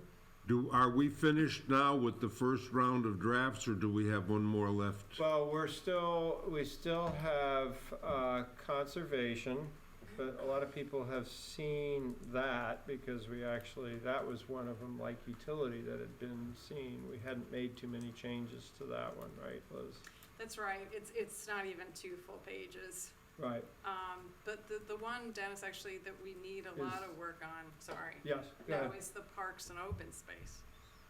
Right, Now, the next meeting of this board will be 2 weeks from tonight, and we have a hearing which will occupy the entire meeting. So What's the next hearing? time we will have an opportunity to talk master plan will be in November. What is the next That meeting? is November the 8th, Eighth. I believe, which is 8th, yeah. election night. Yeah. What's the application for the next meeting? October 25th. Gates Avenue. Well, that's if they're Okay. coming back that night. We don't they know may yet. not be, so we'll be ready to Oh, we don't talk know, about we don't that. know if they're, We don't know for sure because their engineer wasn't available, okay. Right. so. We don't know if they got that report. And we haven't received any revisions We or haven't anything, received so- anything new, right? So we'll be ready to, you call it audible, Mr. Chairman, and Yeah. we'll be ready to go. Okay. We're ready to go to finish those. We do need Omaha. Omaha. Right. I will, We I do will, need I the will miss input. that November 8th meeting. We do need You will be to, working that night. I will be working that night, at least until 8:30 or 9 o'clock, yes. We'll I still like be you going. won't be very good. right, If I may, I have one more thing for the board. I just want to make sure the board's comfortable with allowing the 35-day period of time to lapse for that ordinance that we decided to put off for tonight. It Because does not lapse. it lapses, the planning board technically has 35 days to make their report of consistency after the introduction of a development regulation. Oh, yeah, okay, so it's gonna, So their technically, next meeting is beyond 35 days, so if we deal with it the night before, We're beyond it'll the also be 35. beyond 35 days. so it doesn't actually impact if the board is confident that the governing body will entertain whatever letter Liz eventually writes and factor it into their decision-making on the second reading. It But I doesn't just- matter. It doesn't matter, but I just want to make sure the It board's doesn't, aware. if they have it in hand by their meeting, Okay, that's been our policy and theirs. okay, just We're wanted to make close sure. enough. Okay. Well, just to confirm, we are in the midst of drafting the document, so we're not waiting for these other elements to be discussed so that we can stay on schedule. That clock on the wall is 2 minutes slow. It is. Okay, Good. So we're done? so then, are you done? Yeah. All right. Do I have 20 seconds? If you'd like. Thank you. I'll take it. Zoom meetings. Are we going to allow Zoom meetings at least a minimum during applications and not during times when we're like this workshopping? I think we've discussed this many times, and both boards have discussed it, and the consensus of both the boards was, if it's not necessary to hold a Zoom meeting, we will not hold a Zoom meeting. So when I say Zoom meeting, I don't mean that we're all virtual. I mean, we're here, we're working, but allows residents to connect via Zoom when there's definitely going to be a public session or open public discussion. This allows residents to then have conversation who may not be able to be here in Well, you person. know that at the meetings 2 weeks ago, both the planning board and the township committee had absolutely horrible meetings. We're going to have technical problems, I get it. And They need to fix that. until the technical problems are proven to be resolved, I don't even think it's worth considering. Even then, you could extend that to the Long Hill Township TV that was problematic, and that's not even Zoom. Yeah, but it's all based on the courtroom audio. So the audio is terrible. The courtroom audio system needs some serious work. But we were able, so are you saying that, I think The reason everyone why- knows that the courtroom audio system needs work, and there is no point in discussing how many ways to distribute that audio until we know that it's fixed. I mean, it's been over 2 years since we've been doing the Zoom thing, and it comes and goes, and it's always something different. And so I don't see any point in discussing it till we know that it's resolved once and for all. If anyone wants to discuss it, I'm sure we can deal with it after we adjourn. I'm mixed, right? I agree with the sentiment, but I agree with your sentiment. If the thing's not working, is it really effective? do we know when it's going to be working? Well, I think that's Right. the key question Yeah, right now, yeah, when? yeah. Because this can't drag on. But I mean, the township committee has been doing Zoom and holding court. I went to the last township committee. Yes, they had some issues, but it seemed, I could hear the folks speaking. Mm-hmm. There was I that thought echo for a while. I mean, in the last TC, there was an echo, or the one before that, there was an echo, and it But- made it really hard. But at the same time, it's just like if you've got applicants here, it's time and money. Mm-hmm. Right? Township committee is one thing. Yeah, So, no, I'm trying to get the fine, balance yeah. of, getting those that can't be here or can't get here. No, absolutely. I mean, I right. like the flexibility. If I get stuck working Yeah, at the office, then I can quickly jump on Zoom. Well, our attorney, Steve, did offer this opinion a couple meetings ago, and that is that the hearing must be held where it is noticed to be held. That's the state law. And so if it's noticed for the courtroom, it must be in the courtroom, and anybody who wants to participate in the hearing has to be in the courtroom, period. So that solves the problem for hearings. And the only other thing we do is work sessions. Well, you would also run into problems with the OPMA as well. The annual notice should specify either the courtroom or via Zoom and provide a link for the annual meeting notice under the OPMA as well. So I wouldn't even distinguish between hearings and workshop sessions. Sadly, I like remote meetings too. But again, it's not necessarily just a remote meeting, it's the combination. Right. Originally, That's exactly right. It's a I was combination. against It's it originally, extending- but it's if it extending out. works. It's But extending out. technologically, the work. hybrid thing is, it's just not there yet. But it seemed to work okay with the township committee last time, a couple of weeks back. Yes, they had some issues at the beginning, but you could still hear people. It Where seemed to you work. run into trouble is with exhibits. Yeah. And so, Yeah, somebody, I mean, unless you were to have a digital screen and somehow But we- digitize everything, that's one thing, but if somebody's up here with a board I People know. at home can't see it. Well, and Morristown's a nightmare, as we know, with Yeah, that, yeah, so. yeah, Right. yeah. Okay. But a lot of the exhibits are online now. Deb puts them online. If something is introduced at the meeting, it's a Yeah. different story. Yeah. I think we've got to look at it from a trade-off, is what we have good enough in getting to the intent Mhm. that you're trying to make it more accessible. I'm Exact- all for that. And Right. as long as Maybe we need people that pathway, understand that right? it's not going to be perfect, Right. and there's going to be glitches, and as long as it doesn't interrupt the meeting and Right. the actual hearing, or not the hearing, but the meeting that's. Because I'm in Zoom meetings all day, Zoom, MS Teams, Skype, all day long. Can we give it a trial and see if it works or not? Why don't we wait till the audio is fixed? Do we know when that's going to happen? Whenever it happens, whenever it's fixed. Well, if you're talking about the audio that happened the last TC meeting and the last planning board meeting 2 Mhm. weeks ago, that's been fixed. That's been fixed. I have yet to see a demonstration that it has been fixed. Yeah, I would agree with you. I'd like to see the demonstration that it works.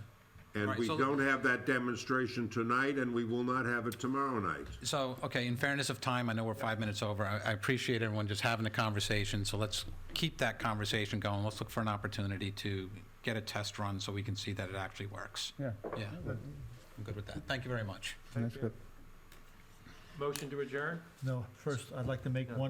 one comment or announcement. Next Tuesday, October 18th, Great Swamp Watershed Association is having its annual gala at the Brook Lake Country Club in Florham Park. It's a Okay. major fundraiser for that group. It's a very worthy cause. It's an excellent night. It's always very well attended, and I encourage anyone, the people in the public, to go online to the GSWA website and check it out. Thank you. Thanks, Alan. Very good. Thank you.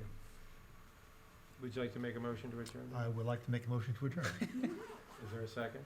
Second. How many motions to adjourn do we get in one meeting? Thank you. Discussion? All in favor? All in favour, aye.